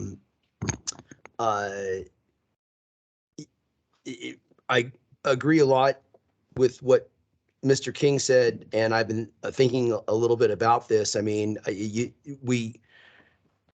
think what we've done is, what started with an Amazon type vision warehouse, which, I don't think anybody wanted, including board members here. And the fact that we don't want truck stops anymore has kind of been accomplished. And I think that as pendulums swing, I mean, you look at I'll give you an example, and I'm not making it a line by line example, but in the 08 financial crisis, when from 04 to 07, there was loose, sloppy lending going on that shouldn't have happened. And then now you have it swing to the other extreme where now there's federal mortgage licenses overlaying state mortgage licenses and over licensure and making money much tighter. If it would have just been reasonable from the beginning, nobody would have had a problem. I just don't want to see that we become more restrictive on business, being as we've accomplished really what we wanted to accomplish and what we didn't want here. And I just don't want to see that pendulum continue to swing that way. And I also, with the public hearings on conditional uses and making things more difficult, I think that as well as what we want as a community feel, that whenever you're dealing with any of this, I always see it through three lenses and three plates spinning, so to speak. You've got someone's property rights, you've got what the community feel or comp plan is, and then you've got, a fiduciary protection of the town of what we're doing is legal and right. And I think a healthy balance in that is a good thing to look at. So when I came in here, I was thinking all of these changes were great because there's we didn't eliminate any use completely. We just made it conditional. So my thinking is, if the town wants something to be built, it will be built. I really appreciate the public comments and staff, because now I might have a different thought of it. Maybe we went so hard, as Trustee Romanella was saying, on the other side, trying to protect our town, that we might be causing more government bureaucracy than we wanted. I don't exactly know where to go from there, but I've definitely kind of opened up, or had my mind opened up a little bit more hearing that. So are we gonna vote on each one of these uses tonight then, or are we gonna go ahead and vote on them as a package? I think that the guide remains making sure that everybody understands what they vote on. And I think that in the last instance where we basically had two items on offer. One was the changing the number of projects, and the other one was the increased mailing requirement. That was easy to disaggregate those two. Whereas I don't think it's as easy to disaggregate all of these conditions. And so it's up to you, but I think that what the guide should be is to make sure that everybody understands on what they're voting on. I really thought that we were going to discuss this as individual ones. I would not vote on it as a package. I'm just saying that I would, as a whole package, I would just probably vote no on it right now, because I'd like to consider the ramifications of it long range better. And I think we really did a good job in what we approved last time. And we really listened to a lot of feedback and input from everybody, and all the work that Megan and Nina did. And I thought we had a good collaborative agreement on it, because I think it passed unanimously. But anyway, that's, I think, my last 2 cents on it. I've got a question for you, Joe. By making a land use conditional, is that legally considered a take from the owner? Because we're not rezoning their property without their permission or input. We're changing the land use, the conditions that the land can be used within the zone. Making them conditional is not prohibited. It just means they have to come before the board and the town, the citizens that are here. So is that legally considered a take?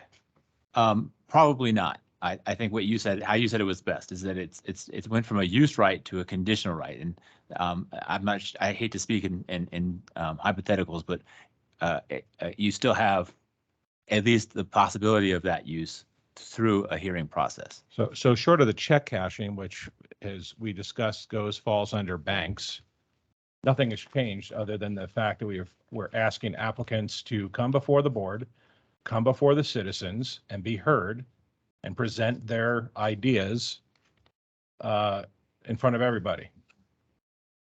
That's all this is. I think would be helpful, and I thought this earlier, if Nina, could you talk about how the conditional review process works? Certainly. So it's the same as any other public hearing process. So they would have to submit their application to the town, go through the review process, go to planning commission, go to the board. The neighbors would be notified.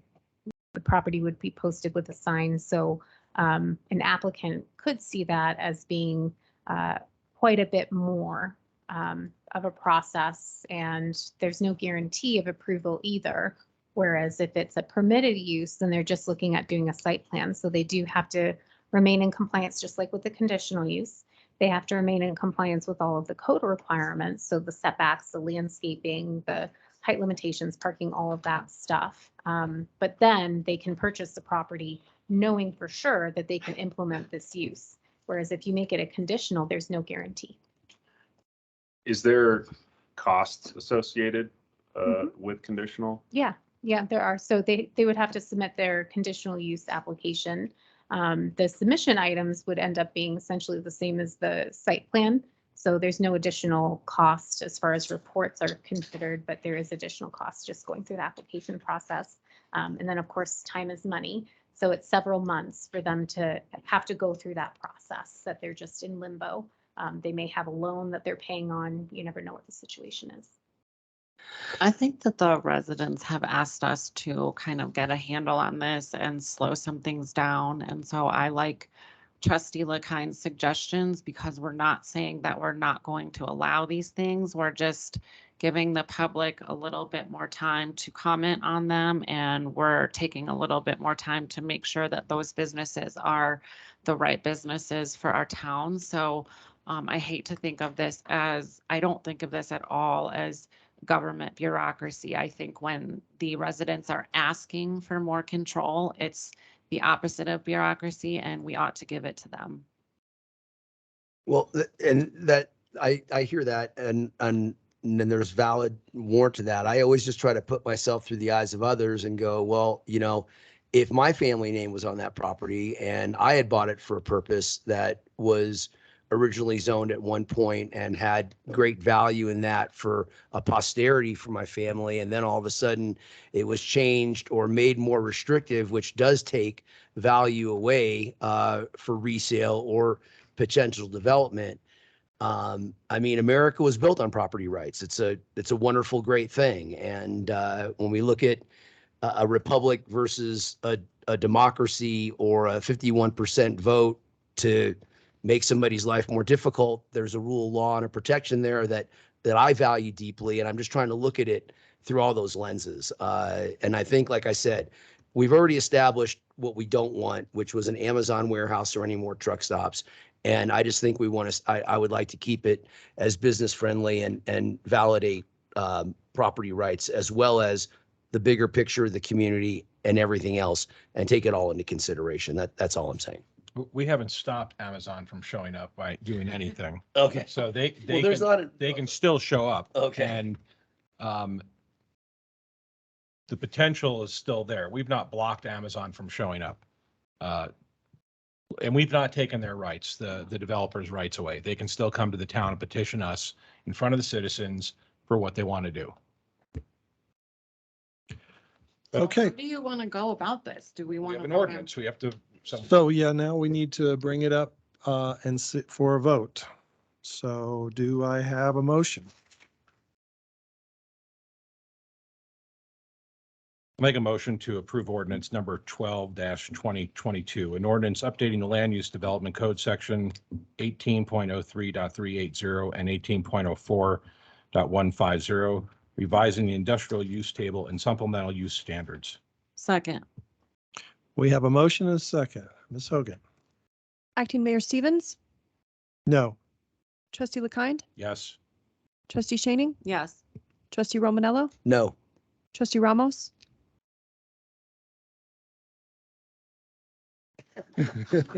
Make me laugh. You can pass until after Elliot if you want.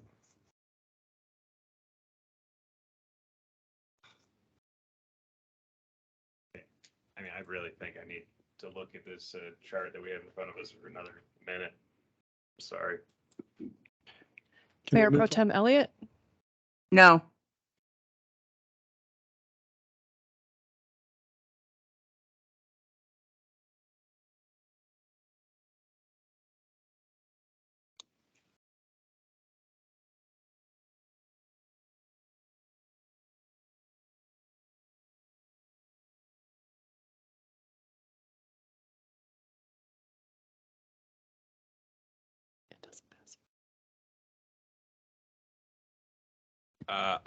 I will vote no. Okay. So I believe that motion dies. Okay, resolutions, public hearing item. This is a public hearing item, resolution number 56-2022, a resolution approving a preliminary plan unit development for Falcon Commerce Center. Just one moment. Oh, there it Okay. goes.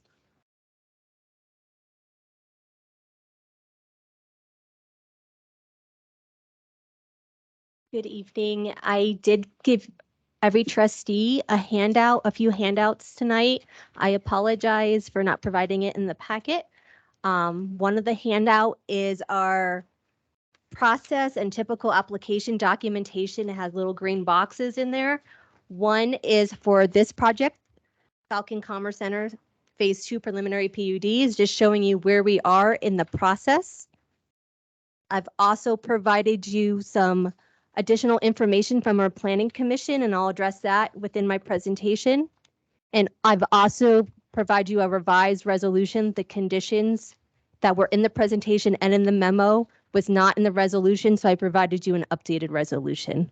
I just wanted to prepare you before I start the presentation for tonight.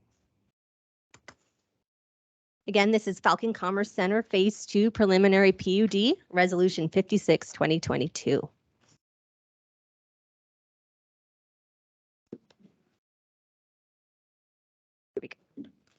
It is located south of Baptist Road, west of I-25, and north of the Air Force Academy. It is part of Falcon Commerce Center approved sketch PUD plan. The approved sketch PUD plan identified the 148.5 acre project site as a mix of civic, commercial, industrial, institutional, medical, office, residential, and warehouse distribution land uses. Forest Lakes Metro District will provide both water and wastewater services for all development within Falcon Commerce Center. The existing surrounding uses include UPS, Quick Trip, Pioneer Landscape Centers, and Native Sun Construction.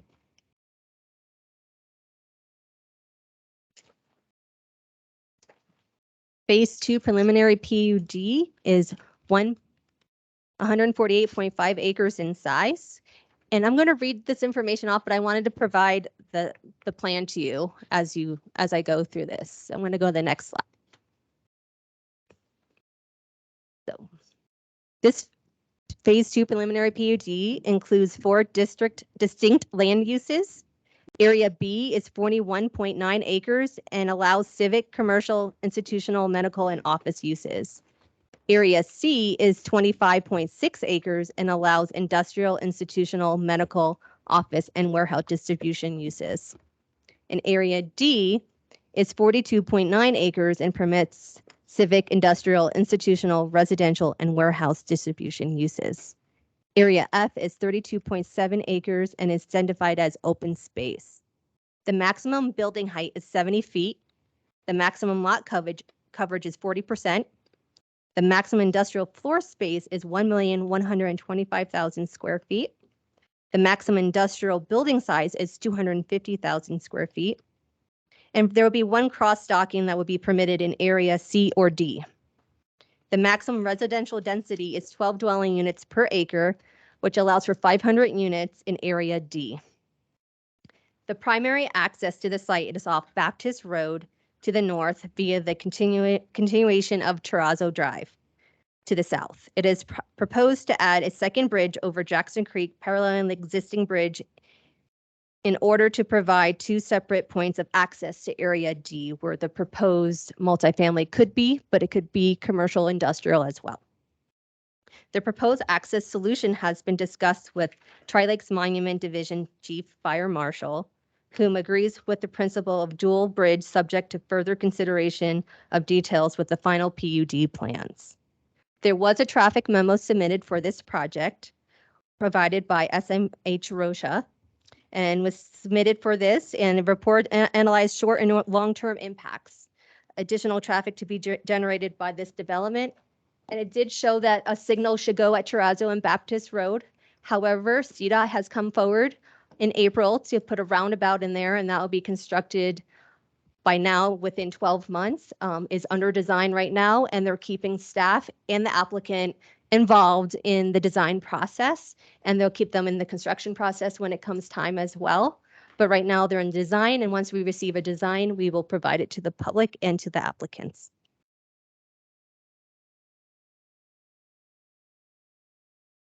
Phase 2 preliminary PUD conforms to the Town of Monuments Comprehensive Plan by it meets policy LU3, the diverse mix of commercial, office, medical, civic, institutional, industrial, distribution, and warehousing, and potential residential uses in Phase 2. Will provide a wider array of development options to meet the changing needs of the community. And it also meets opportunity LUE. This includes commercial uses as part of the Phase 2 plan, and will provide destination sales tax produced in land uses capitalizing on the site's location adjacent to I-25. It also meets opportunity LUG, which is will accommodate highway-oriented uses within the commercial center area designated on the future land use map. It also has opportunity EDC, which is a diverse and mix of commercial of all the uses I have presented in phase 2, and we're further objective of promoting Monument as an activity hub. The preliminary PUD includes the following general notes regarding the town's park and open space requirements. These 2 notes are in there currently. However, staff is looking to maybe take these notes out because the trustees have to decide if you want land dedication or fees in lieu.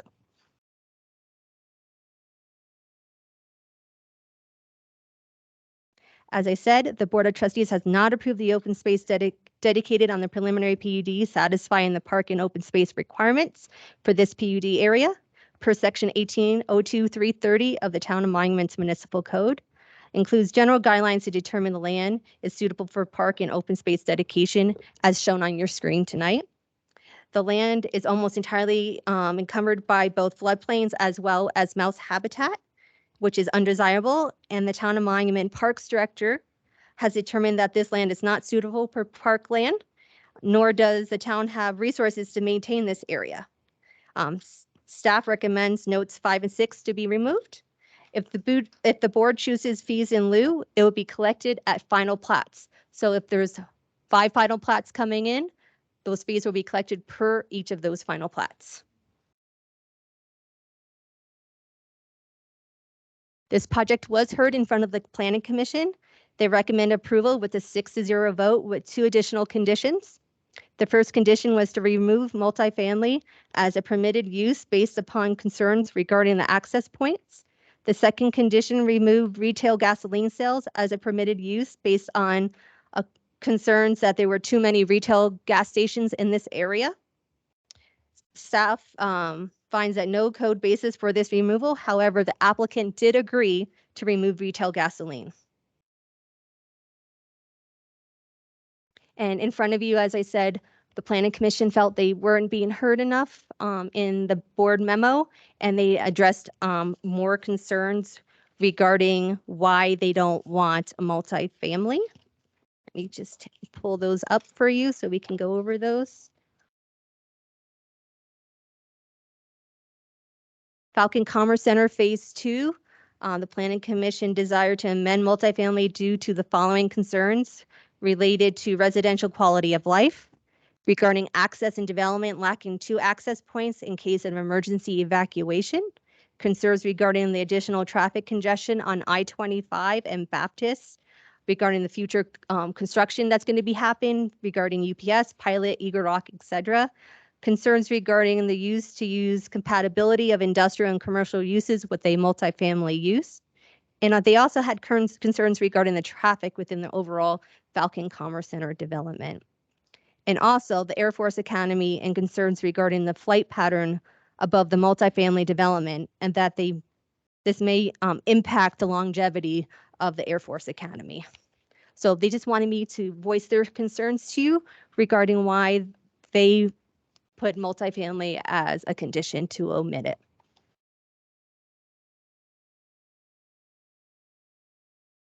Oh, I am not done. Sorry. Can I ask you a question? Yes. The longevity of the Air Force Academy? Am I missing something? Because was this misstated or? no, so the area next to the Air Force Academy, they don't use it as a fly zone, but it's an emergency fly zone if need be. So they were worried if they did have to,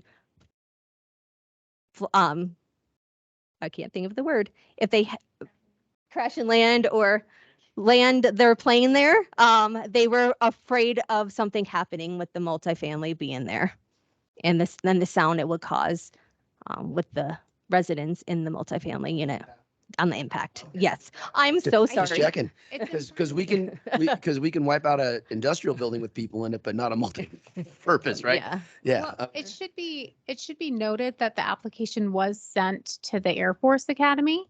Mhm. And they responded indicating that they don't have any concerns with the use. So I just wanted to bring that to your attention as well. That's good information. Thank you. And per planning commission, they did ask for now on that we do submit their letter that we receive from them for every project development within the packets. So we will be providing that. And also, per section 1805, 125C, streets and alleys, that on your screen, they felt at least 2 points of access for all residential subdivisions within 25 feet or more single-family dwelling units. The deviation from this provision may be permissible for topographical or other unique circumstances where a second access point is not feasible upon the approval of the fire district. And as I mentioned earlier, the fire department did approve the access with the bridge, so they felt that was adequate for people entering and exiting this section D of the development, which could be multifamily.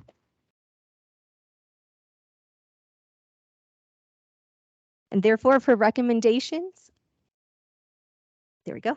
Planning Commission recommends approval of this resolution 56/2022 with the following conditions: the removal of multifamily use and the removal of retail sale of gasoline.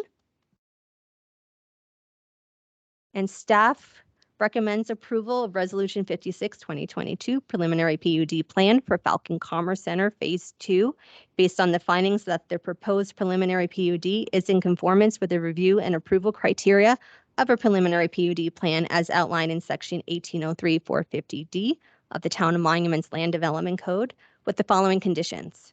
Prior to recordation of the preliminary PUD, the applicant shall remove General Note 5 and 6 and replace them with all final plats shall comply with Section 1802-330 Land Dedication Standards of the Town of Monuments Code by either by dedication of parkland or by payment of fees in lieu per filing.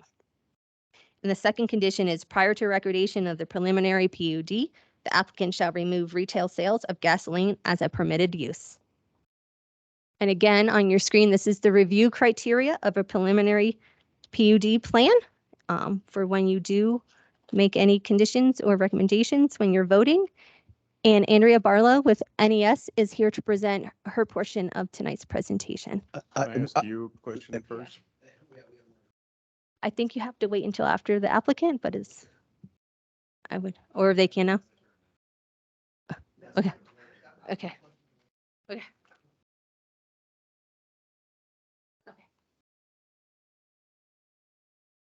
Yeah, that's gonna be free anyway.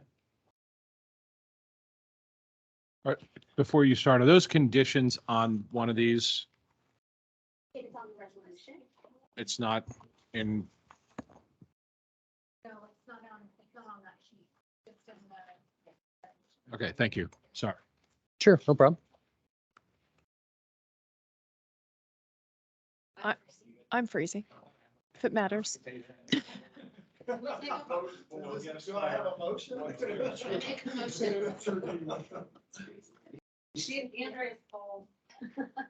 I'm freezing too, Mike. Okay, thank you. Just a side commentary, I appreciate everything the town's going through. And in the past decade, I think the population's gone from 5,000 to 10,000. You guys are clearly having growing pains and trying to figure all this stuff out. I know it's not easy. And hopefully what you'll see tonight through when Andrew presents the preliminary PUD that, was a process that we worked through with the town staff, and the Save Monument folks, the citizens, to try and come up with a solution that worked for everybody and required some admitted compromise. And so hopefully you'll see that at the end. To jump ahead, we do agree with the town staff's recommendation, but I want to introduce myself. So I'm Tom Blanc. I'm the authorized agent for the owners of our Falcon Commerce Center. I've been involved since 2014. Andrea Barlow, as I mentioned, is going to go ahead and do the presentation tonight, but I want to give some brief history and context before I pass it over to her. So the owners of the property have owned it for about 25 years. It's part of a larger 1,400 tract or acre property that includes Forest Lakes to the west, which is in El Paso County. The family that bought the property has owned it for those 25 years, came across it through the Air Force Academy. They happened to own the bank on the Air Force Academy premises, and there's a long kind of neat history to that as they went through that process. Only 220 acres of those 1,400 acres are in the town, and that's the commercial property, which we call Falcon Commerce Center.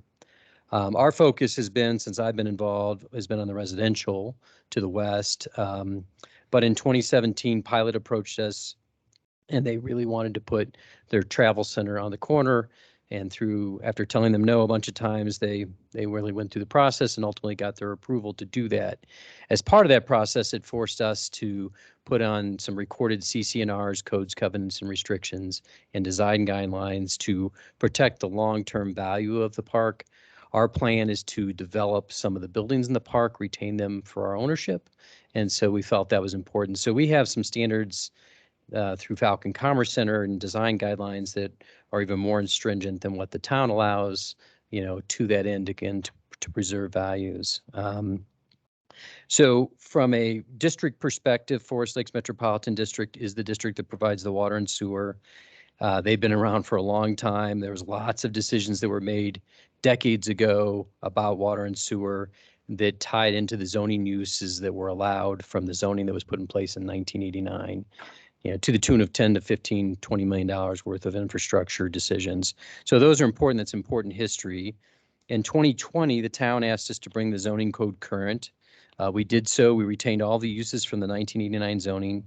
And the only thing we did add at the time was we asked for the flexibility on the south 43 acres, what we call Area D, against the Air Force Academy, to potentially put some residential there. We don't know if the market will dictate that. We don't know if it's really the right thing.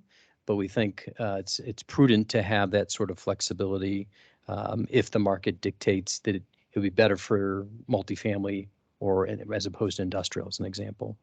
We went through that process. There was unanimous approval, Plan Commission at the board, no civic opposition whatsoever. And then, in late summer, early fall of 2020, we watched very carefully with what was going on with Connexus. Obviously, that got the town very engaged. And so as a part of that, despite really feeling that our development had many different attributes in terms of direct I-25 access, improved roads, limited crossings of the Santa Fe Trail, no residential nearby to speak of, and a strong history of zoning supported by existing deals in Pilot Travel Center and the UPS distribution center at that time. But I think we heard the residents, and I know Steve King left tonight, which I presume means that he's going to support us, that he didn't come up. He supported us at the Plan Commission, but we worked with Steve, and he's really, he's quick to admit that he's not the voice for Save Monument. It's his personal voice, but I do think he carries a lot of weight. And we met with Steve multiple times and the town staff and worked with everybody to try and come up with, again, a meaningful compromise.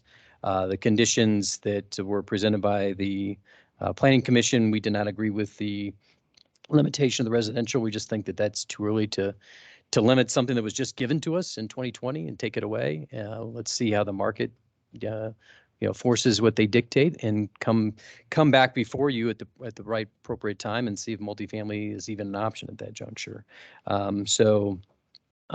We were fine with the no more retail gas uses. We understand that that's a busy corner for all that. We've actually turned down another group that was interested in doing that, so we have no problem with that condition. So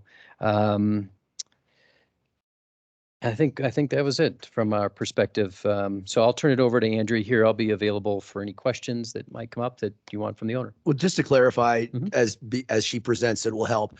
You're only talking about Area D, the 43 acres that would be proposed at all for any type of residential. Is that correct? That's the only area that has the rest of it. Okay. All right. Just want to make sure of that. Correct. Yep.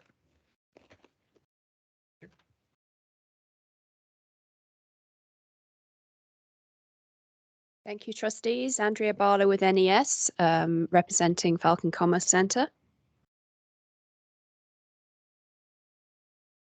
So I think you're familiar with the site's location, generally extending south of Baptist Road between I-25 and Santa Fe Trail. Santa Fe Trail also wraps around the south side of the property. The area I've identified in the shaded yellow is phase 2, which we're talking about today. So phase 1 was previously approved, and I'll go into a little bit more detail about that. And also Eagle Rock, which you're familiar with, was approved a couple of months ago by the board. So it's really just a shaded area, basically the remainder of the park, the industrial park. So this is the approved sketch plan. I just want to take a bit of time to talk about this. So that was approved in August 2020. So that was where we established our uses, our general layout and our distribution of uses. It's for the 214 acres, which is the total area of the Falcon Commerce Centre, excluding Pilot, which is around 10 acres.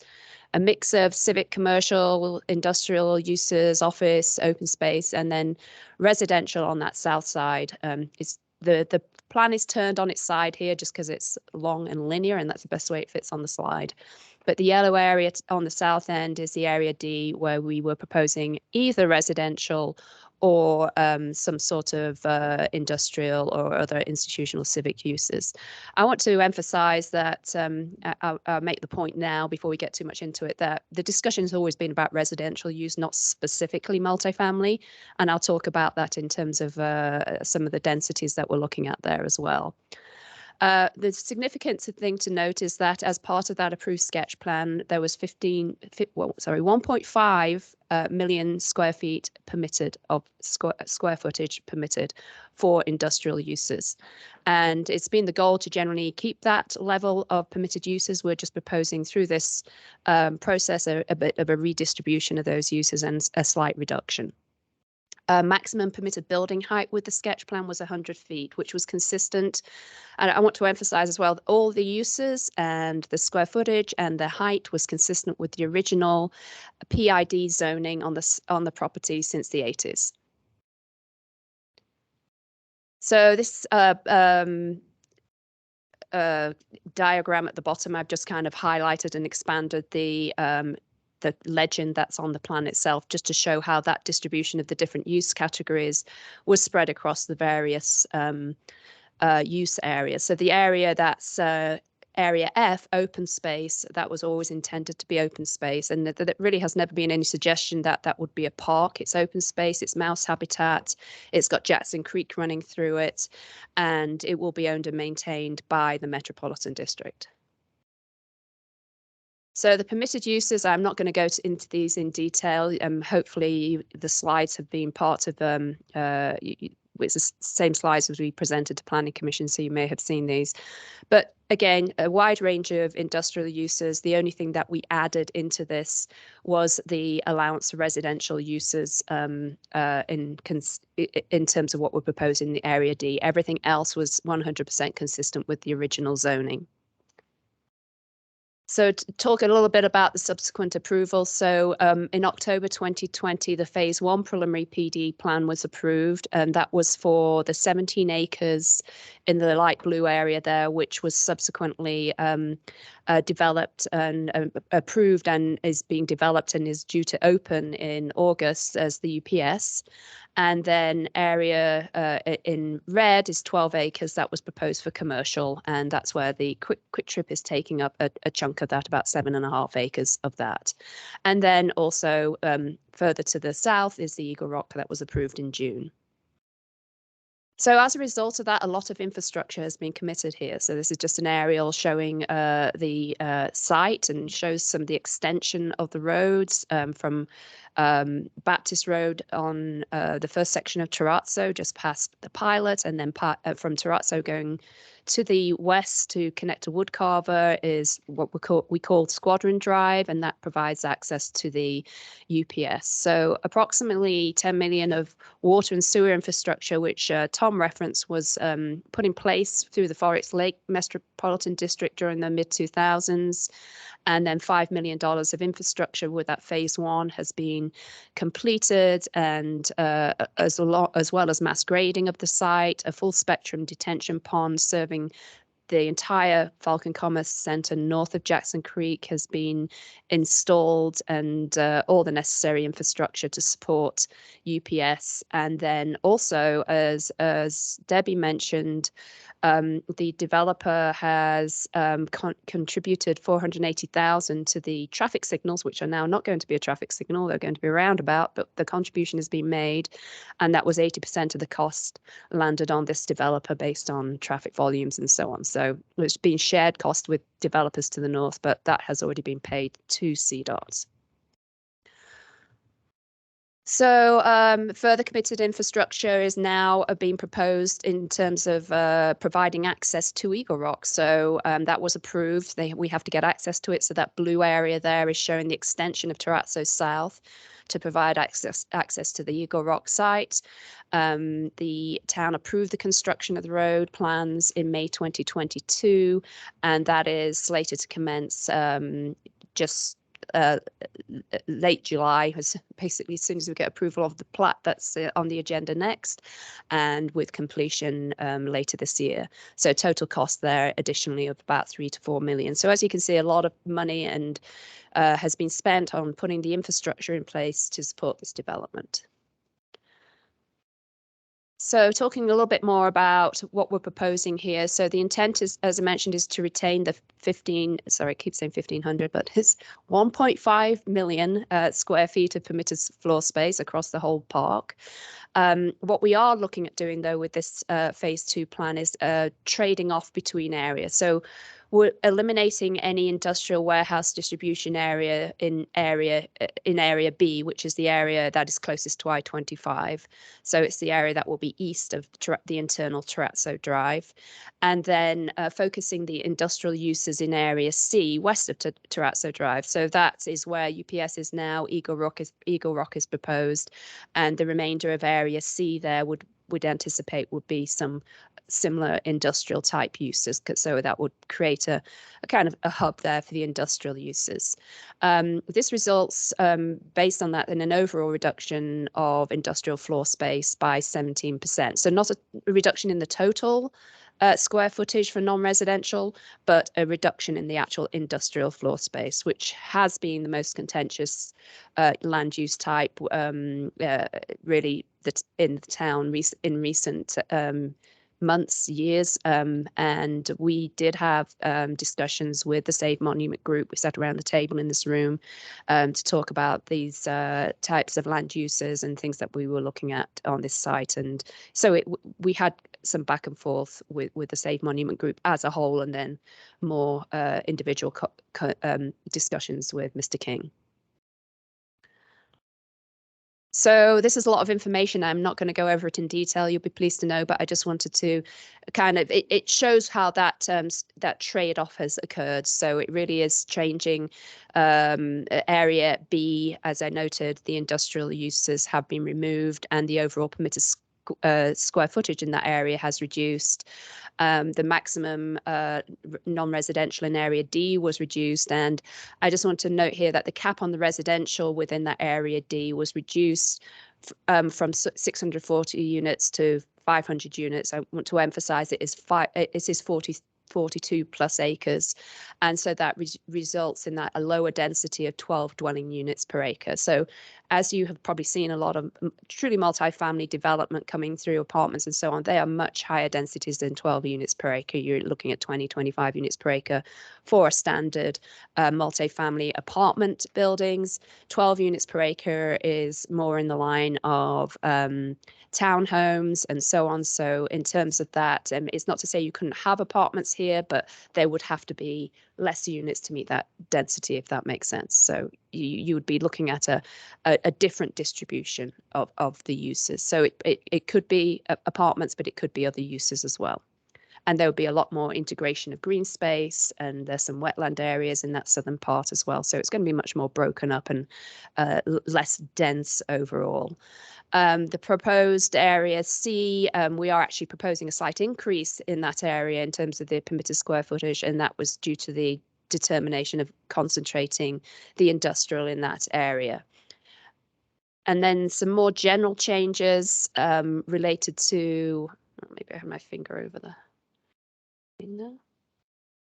Yeah, so we included some new industrial standards. So taking our lead from what happened on the Connexus project, we introduced a 500-foot buffer from any residential structure. So that kind of includes internally as well. So to try and protect that relationship between the industrial on the site and to the south. And also there are some county rural residential properties to the east. So it helps protect those as well.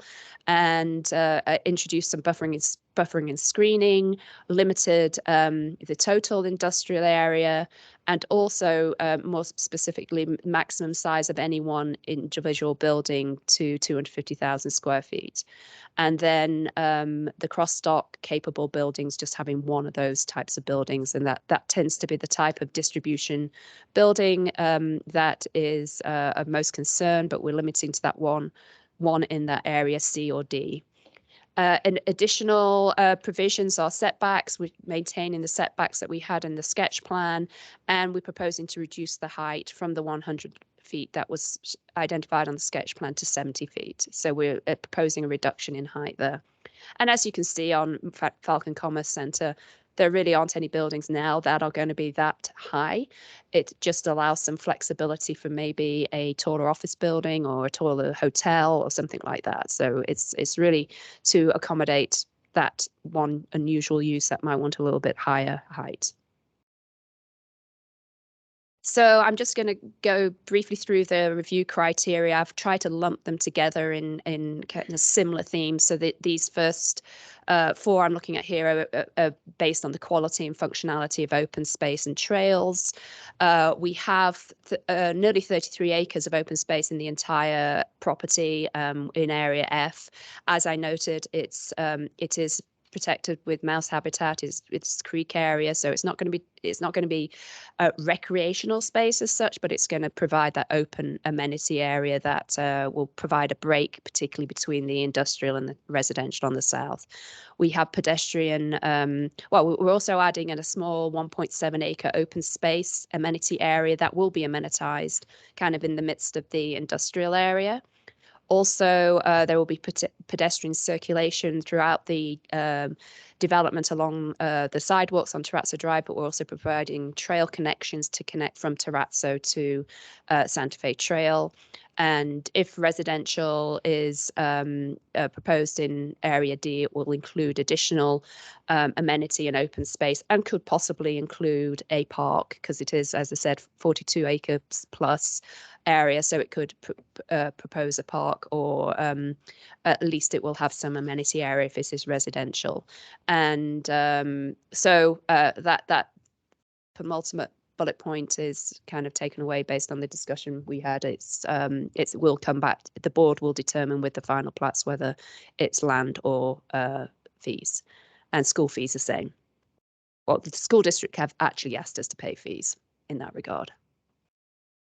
So these relate more to kind of what the development brings to the town, and we believe it's a positive change in that it's development of a long vacant property. A lot of infrastructure has already been committed to this development, and it's going to provide some commercial uses that are concentrated on that Baptist Road I-25 interchange, and the industrial uses have been moved away from I-25, so we feel that was a positive change. And also the mix of uses, we feel on the site that the overall mix of industrial, commercial, and residential is going to provide quite a vibrant area, and with the park area and the trail connections, it will be a good quality development. And in addition, as Tom mentioned, unlike many other developments, they have very strict design standards. There is a design review board, and also covenants to control the development. This next few criteria relate primarily to access, circulation, and other utilities. Obviously, we have our access approved off Baptist Road. Our traffic study really was, for this project, really just confirmed that the uses are consistent with the traffic study that was approved with the sketch plan. We're not proposing anything in addition to that, which would cause additional traffic. So we are consistent with the approved sketch plan.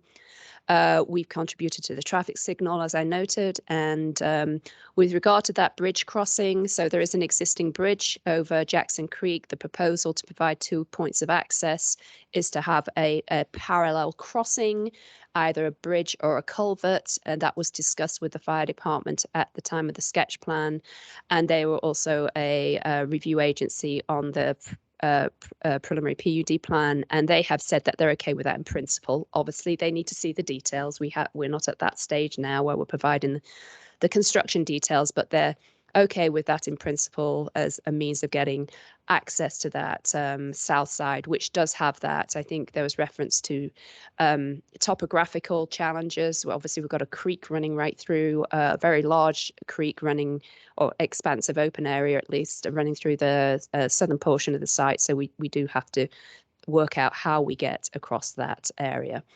And then all the utilities, as I noted, have been extended to the site and are available.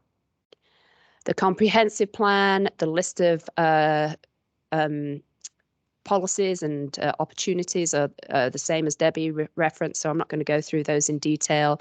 We do meet those objectives of a variety of uses, and also the type of commercial uses adjacent to I-25 interchange to provide sales tax producing land uses in those areas, and really to help Monument become an activity hub for the area.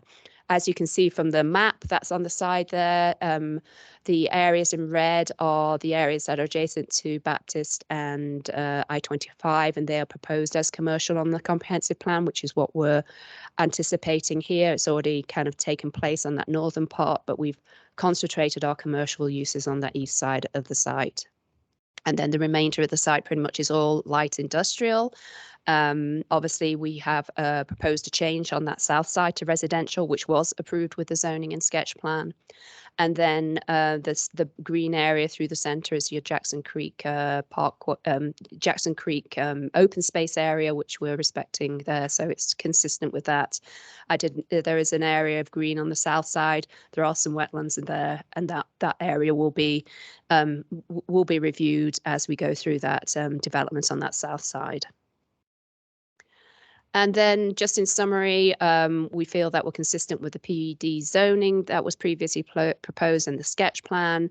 There was no opposition to that rezoning and sketch plan, which included the residential in Area D, and significant investment based on the sketch plan and other approvals on the phase 1 and the Eagle Rock. And we felt we did our due diligence on this preliminary PUD plan by meeting with town staff and the Save Monument Group to discuss the changes we were making, and we didn't really receive any major concerns to those. And consistent with the comprehensive plan, and we meet the preliminary PUD plan review criteria. And with that, myself and Tom are available to answer any questions. Okay, we'll open it up for questions from the board. Sure, I'd like to say thank you to Andrea and to Tom for all the meetings that we attended together alongside Save Monument. I really appreciate you guys coming to the table and working with everybody. I mean, that's exactly what I was hoping for. Thank you. I was just curious for Debbie on, obviously the gas station's off the table, and I heard planning commission, I heard you guys, when you said staff recommended, so staff didn't have a problem with residential in Correct. Section D, is that Staff correct? did not have a problem with that. Thank you. And that condition that the planning commission, that's on the paper resolution you gave us. That's off the table, right? Removing that condition. The resolution I provided shows, doesn't show the multifamily as omitting it from there. It was just the planning commission. That was their condition but staff didn't agree with that condition. So what if we want to go with the planning commission? That's up to you. But I mean, how do we go about that in this hearing? Because right now, the way I'm reading it is we're approving it without that commission or without that omission or not. That's staff's recommendation, but you can have your own recommendation. Right, when we make the motion, you can make the motion to include, one or both conditions. Okay. But as I understand it, the fire department had indicated there would be a necessity for additional infrastructure to be built that would provide additional access to Area D at some point. Correct. No matter what use goes over No matter there. what we do. So, and I mean, I'm just guessing that you're probably going to be starting closer to the north before you go to the south. Correct. So, okay, thank you. I have a question for Ms. Ruiz. You said the Air Force Academy had approved this plan. I noticed one of our permitted use was a heliport. So Attack heliport. I just was wondering if they were okay with some, I mean, I don't know if it's guaranteed to put it in, but just, Certainly not guaranteed to put it in, but we did send the proposal to the Air Force for comments. And remember, this is just the preliminary PUD. So if they went as far as the final PUD and plat, or the actual site plan at a certain point, all of those applications would go to them. And if they're proposing a heliport, there are rules and regulations far beyond the town of Monument that ensure that those types of activities won't have a negative impact on the Air Force and then the other surrounding airports. okay, good. I was just one to be a good neighbor here and not put in something that was.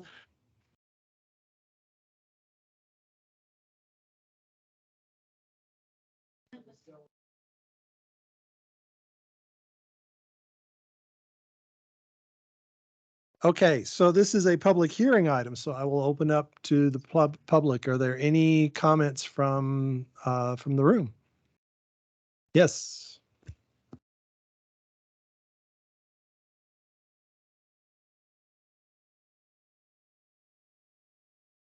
Good evening, everybody. I'm Fred Free. Wasn't going to speak, but the issue came up with this development in Area D. Got a major concern. I've always talked to you guys about traffic issues.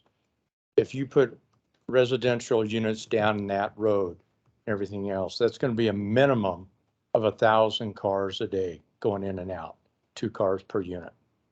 If you do that, along with all the increase of trucks and everything else that's going in there, even with the roundabout, it's still going to become an issue. So I would encourage, if I was correctly understanding the presentation earlier, that it was suggested that we don't do residential and we don't do gas. I would like for you to vote to not do residential and not do gas. So those are my concerns with that. Thank you, Mr. Free. Any other comments from the room? We'll go to online. Are there any online comments? Okay, Mr. Kemple. Yes, good evening, board. Once again, 2 comments. One is just educational. UFC 260 TAC 01 are the guidelines for airfield and heliport planning and design. That's what the Air Force has to put in consideration when they're talking about residential property being developed.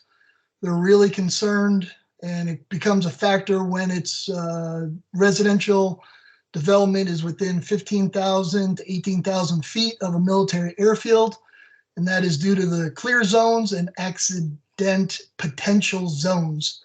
And that also falls under the Housing Act of 1949 and the Housing and Urban Development Act of 1969. I happen to know these things because I have to deal with that down in Fort Carson myself. I would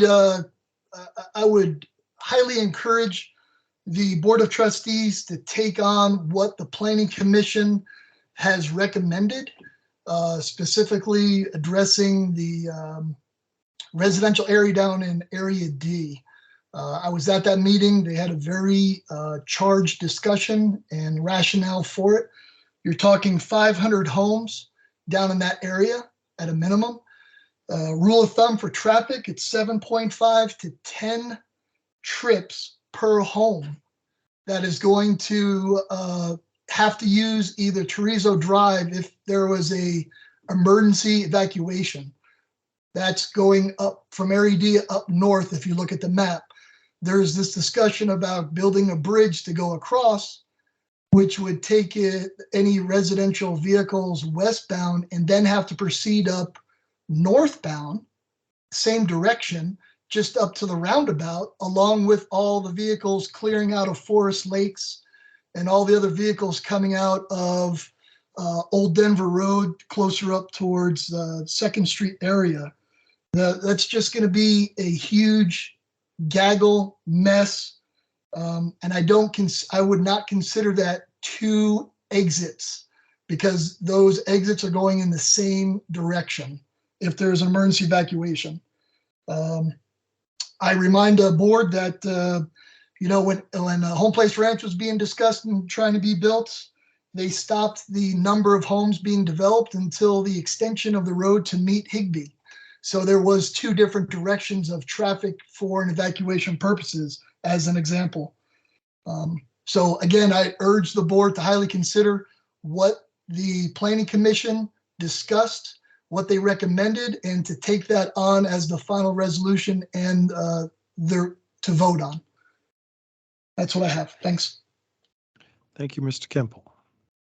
Do we have any other online comments? Okay, then I will close the open hearing portion. Oh, sorry, apologize. Thank you. Yeah, I just wanted to follow up on the comments there. So there is obviously a traffic report that has taken into account residential from the outset that was prepared with the sketch plan.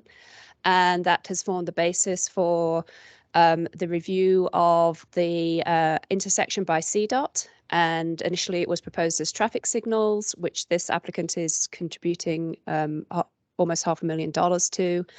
And now it's proposed as a roundabout. CDOT do their own analysis of the traffic and the ultimate operation of that intersection and Baptist Road with I-25 is in CDOT's domain.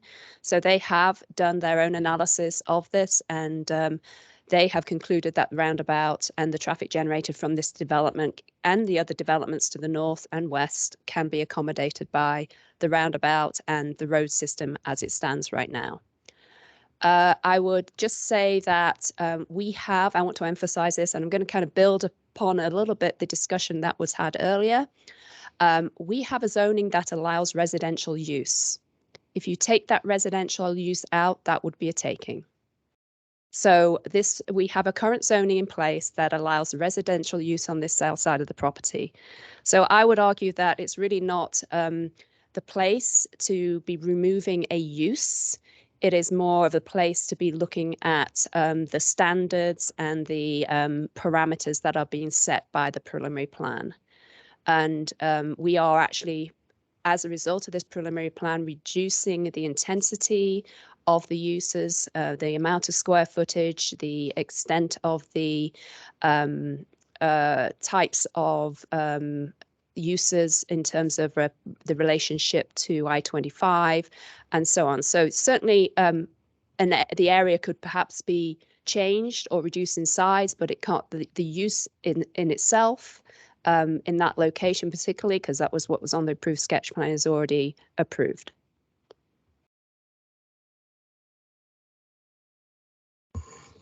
All right, are there any comments or questions from the board? Yes, I want to follow what the Planning Commission had recommended. I think they did a lot of research. I think they presented a very good recommendation, and I don't see why we would not omit the multifamily homes when that is what's being recommended by the Planning Commission. May I interrupt for a moment, please? Correct. Could you please put up the criteria? Yes. So the board may approve with conditions. The board may approve with conditions, or deny. And you are acting in your quasi judicial capacity. So you're acting as both judge and fact finder. And I bring that up because what's helpful is when you look at these criteria, if you can make it a little bit bigger, it would be helpful let me take a step back. When you're acting in your quasi judicial capacity, you are subject to a review by a district court in El Paso County. That review is very differential. It's a Rule 106A4 review, and the El Paso County District Court is required to affirm your decision so long as there is a scintilla of evidence that supports it. So as you discuss what you like to do in terms of conditions, approve with conditions, approve or deny, it's helpful to provide some guidance to the judge who may be reviewing this and to the applicant, so that both the judge and the applicant knows why you made the decisions, and could maybe, if denied or approved with conditions, can come back and with a different application that responds to the concerns that you stated today. So look at those criteria, and when you make a decision and have your debate, reference those criteria and reference facts that you've heard, and make a decision regarding what you desire, and make it clear for the record, if you would please. And then one final statement, I just want to make clear for the record that, as is our custom, all of the items that have been submitted in the meeting packet are as part of the record. Is the resolution as it stands, without any modification, already not having gas stations and approving residential if it's moved as it states? That is correct. Thank you. Can I clarify? I thought the planning commission recommended to disallow multifamily, not all residential. I apologize. Can you repeat that?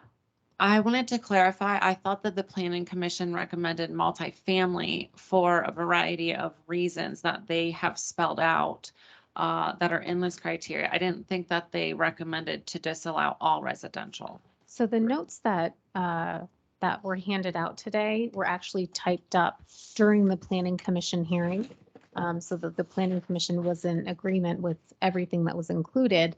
And they did not say anything saying it was multifamily specifically. They were okay with the verbiage that staff had put forward.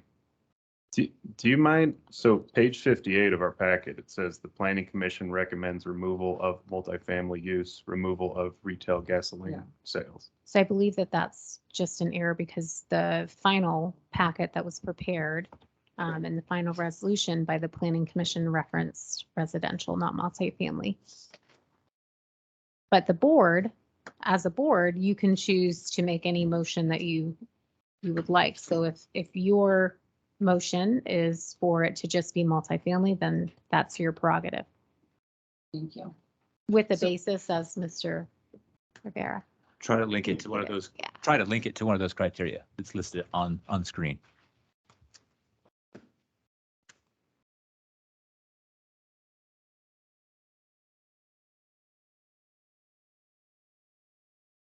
Any other questions or comments? Yeah, I'll make one more comment. I attended probably like 5-6 meetings we were on Teams because Trustee Ramos wasn't around during that time.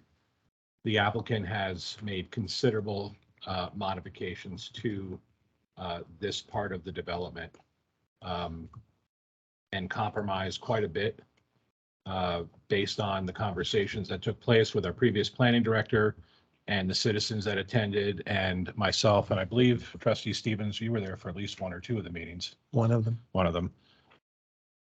And he's also compromised on the amount of units that possibly could go up on the south side of this property. So to the point they made, eliminating the use, it would be disingenuous at this point based on all the compromises they've made. I'm glad you brought that up, because I don't think that everybody was aware of that background information. So thank you for that, Trustee LeCun. Sure. So we think the planning commission recommended disallowing all residential, not multifamily.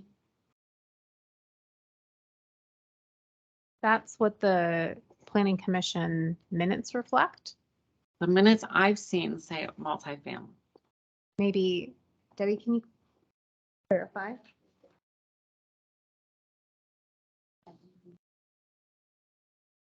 Okay. So it sounds like it's multifamily, perhaps, Okay. but So not all residential. but the proposed preliminary PUD lumps it all together to just be residential. So I mean, is that, sorry, is that standard for the planning commission to recommend one thing and then for the PUD to be written up in a different manner? Well, the PUD was presented to the planning commission the same way as it's being presented to the board. So the PUD just said residential allowances, so it didn't specifically say only multifamily. So that's what's being presented to the board as well, is just residential, not specifically multifamily. You as a board, you can choose to make conditions of approval. So you as a board could choose to eliminate multifamily and allow for other residential uses, or you could choose to take all residential uses off if there's a basis for it. Trustee LaKine, part of the, I'm asking a question. Part of the negotiations and all the background that you guys did, and them coming to the table and the negotiations involved them allowing to have the potential for multifamily. Is that correct? That is correct. Thank you. In that space, by the way. Indeed. In D, not up at B. Correct. Or. Right. No, that understood. No, that's why I clarified in the beginning that we were just talking about D. Yes. Correct. So why did the planning commission recommend that then after all these negotiations and it got that far? Why? I mean, I guess I don't know. I'm just lost in the process. If I'm being told that this was the final negotiations, why did the planning commission then? So that was prior to my time with the town. So maybe Trustee LaKine could inform us as to if the planning commission members or, an individual of the planning commission was a part of that since you were at the meetings. There was no Yeah. planning commission members there. Their planning department members were there. Town staff was there. So at this planning commission that we have right now, the members who decided they didn't want multifamily were in planning commissioners when we went to sketch plan.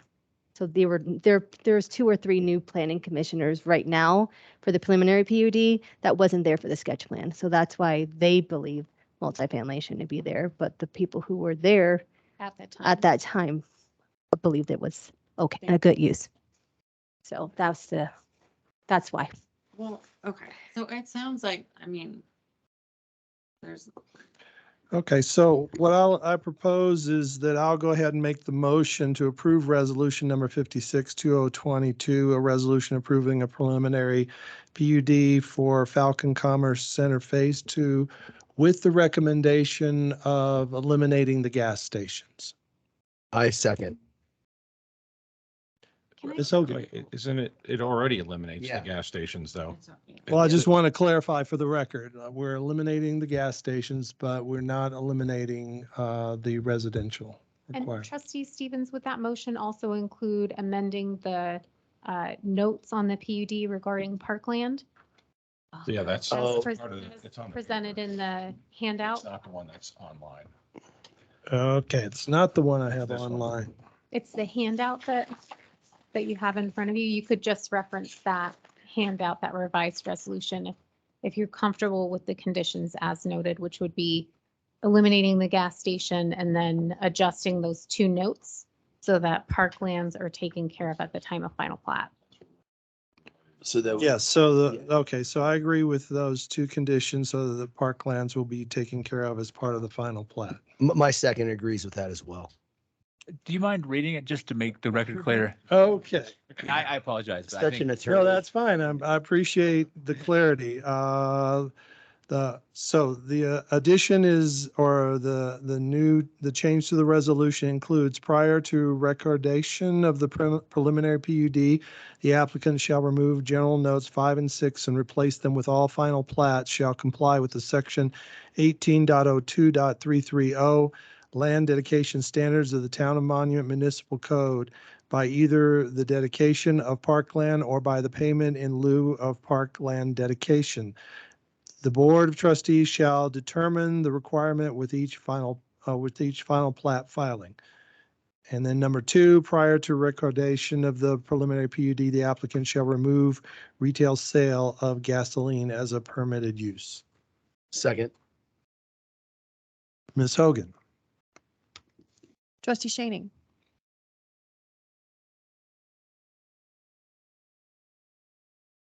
I just want to say something really fast.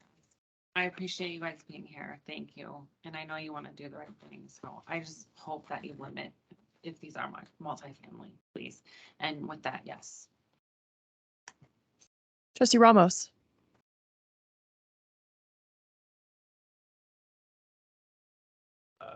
Yes. Trustee Romanello, Yes. Mayor Pro Tem Elliott, Yes. Acting Mayor Stevens, Yes. Trustee LeKind. Yes.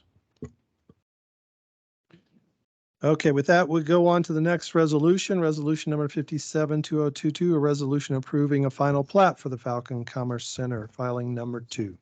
Just to let you know, the applicant does not have a presentation after this, just to answer questions.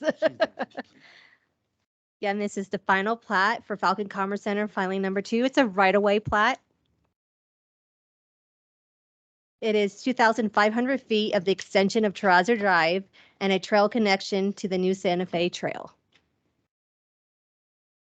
It's within the approved Falcon Commerce Center sketch PUD plan, which identified the 148.5 acre property site as a mix of civic, commercial, industrial, institutional, medical, office, and residential warehouse distribution land uses. Falcon Commerce Center rezone and sketch PUD plan was approved by the Board of Trustees on August 17th, 2020. It is 5.296 acres in size. There's one street and one tract. The street is a 2,500 foot extension of Terrazzo Drive, which will serve for future developments planned along both sides of the roadway extension. And also the extension is south from the intersection of Terrazzo Drive and Squadron Drive to a point north of the Prebbles Meadow Jumping Mouse habitat at Jackson Creek.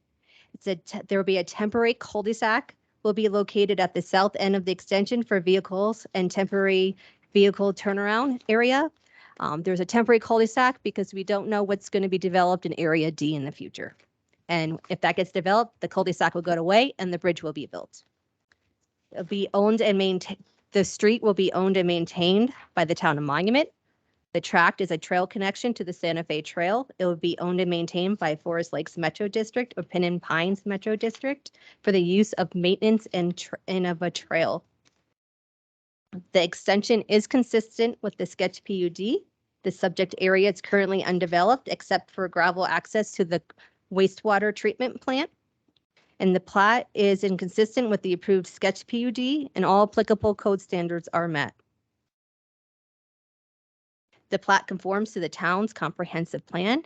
It meets opportunity, TRE. Circulation is handled internally on site, and Terrazzo Drive will incorporate bike lanes, sidewalks, and trails. It also meets policy TR4.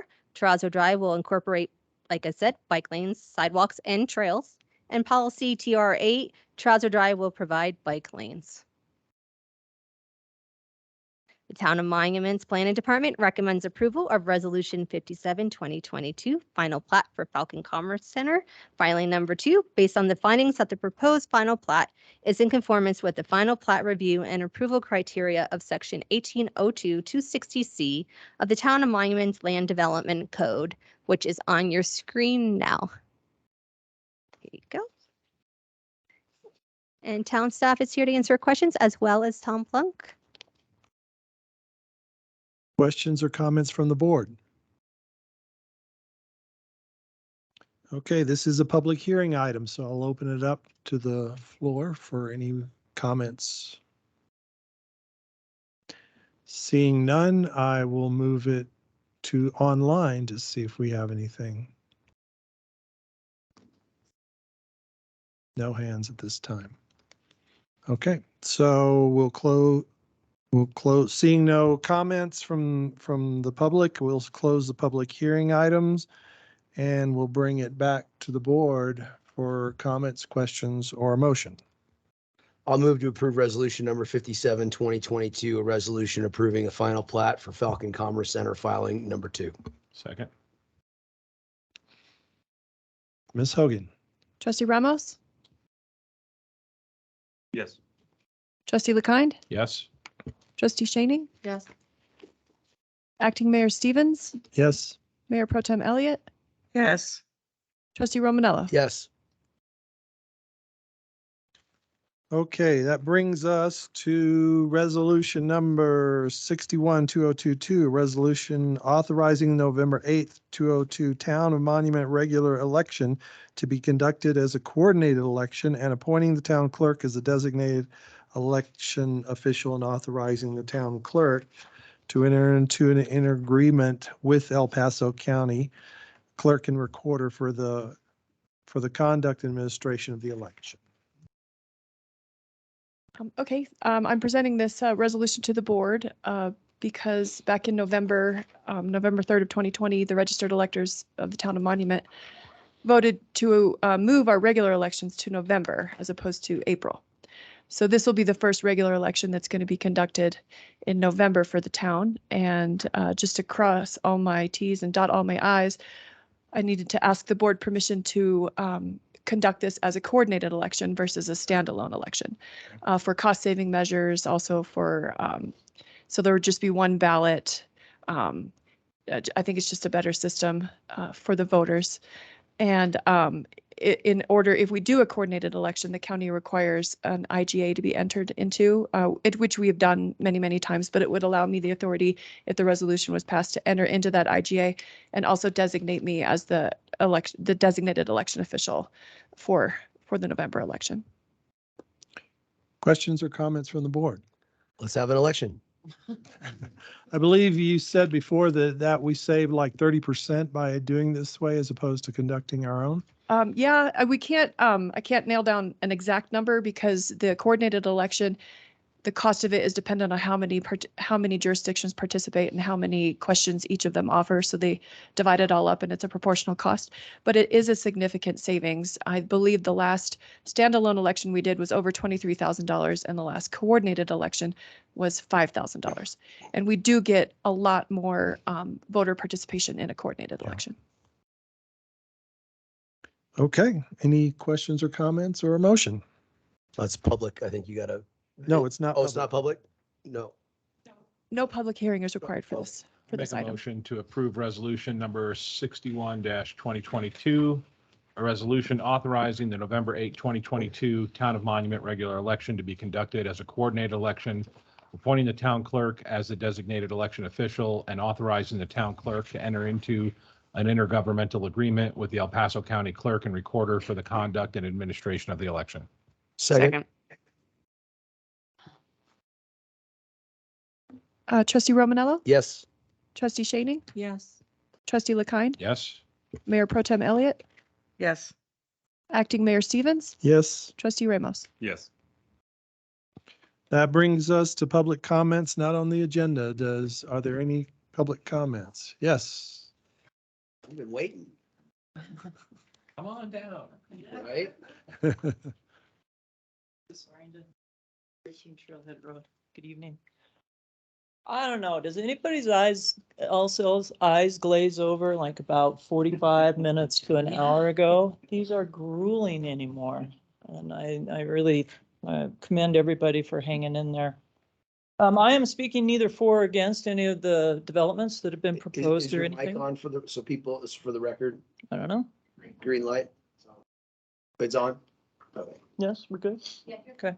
So like I said, your I'm name? speaking Nancy Swearingen, 418 Trailhead Road. Are we good? Go ahead. Thank you. Again, I'm speaking neither for or against any of the developments that have been presented here. As always, what I would like for the Board of Trustees to think about is Monument currently has no renewable water source.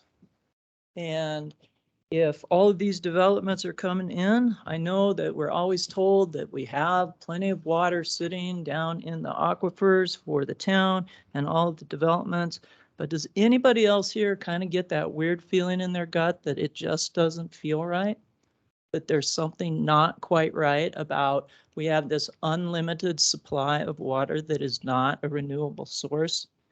I would just ask, while the Board of Trustees is looking at all of these developments and everybody moving in, keep in mind that the reality is you have to be building something that's sustainable for now and the future. And one of those things is you need to provide a water source. And so while you are looking at all of these things that are going on, and I know you have a boatload of things to keep your eye on, I do hope that in the back of your mind, the one thing that you are always considering is, are you at the same time that you are looking at all of this, focusing on a sustainable, renewable source of water for the town of Monument? Thank you. Thank you. Anyone else with comments? Do we have any online comments? Thank you. That brings us to board authorization items, a workshop for the variance of use criteria. Yes, sir. We would like to have a workshop for the variance of use criteria on September 6th to kind of go over that with the board and get board direction on that. Okay. Okay. Any objection? Is that okay with everyone? Okay. Now, what time would it be? So Is that we like- have, since preparing this agenda, we've learned of a couple of potential conflicts. So staff is looking to amend the dates listed so that the variance discussion, if approved, would take place on September 19th. And then the HBA presentation would take place on September 6th. Did you say HBA? That's the next item. That's the Okay. next. Are these going to be half hour before the meeting, or how long are these going to So be? the HBA has indicated that it'll be an hour presentation, and then the variance of use should just be half an hour. Okay. So September, what day did you say? The 19th. 19th for the variance Correct. and September 6th for the HBA. Correct. That's an hour long, so that's at 5:30 instead of 6:30. That's correct.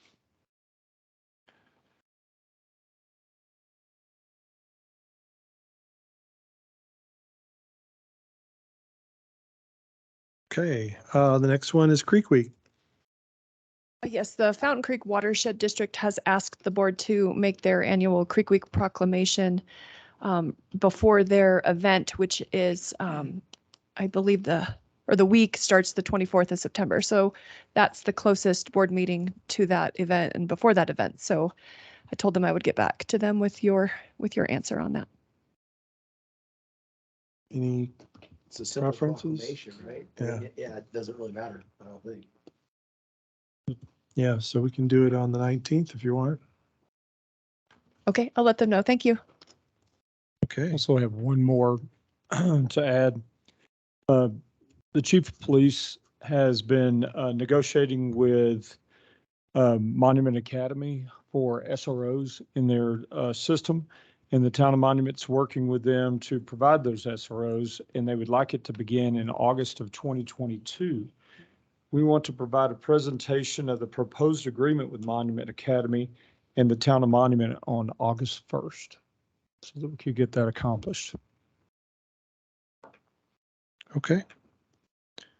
Any objection? Nope. No. Okay. That's all I have. Then we come to town manager's report.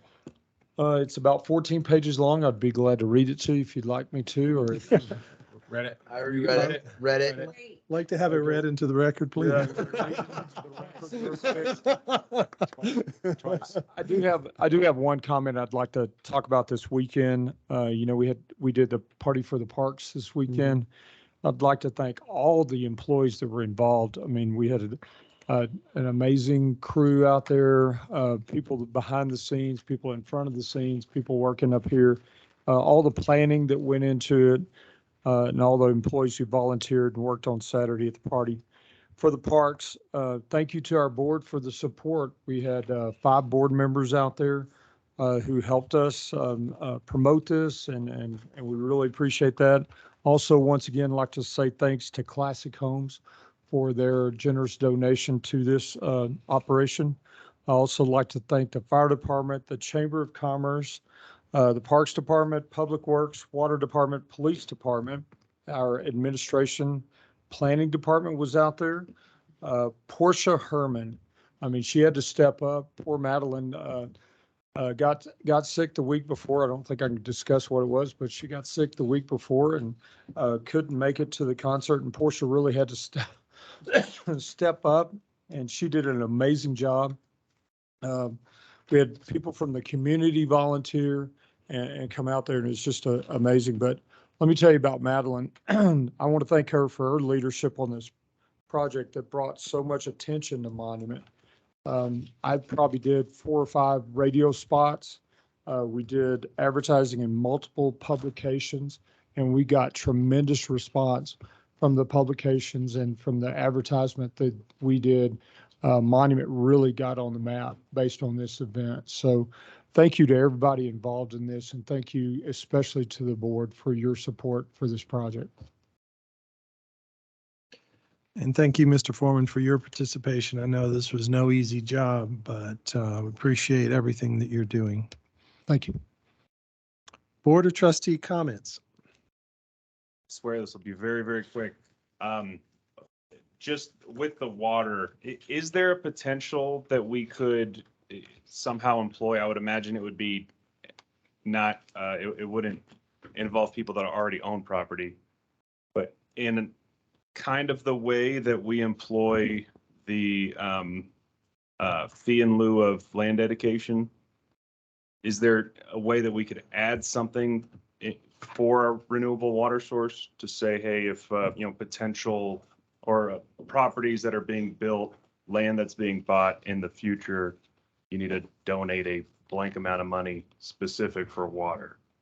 And we don't even have to discuss it much here, but maybe Mr. Foreman, if that's something we could talk about even outside of here, right, we want to have a separate meeting.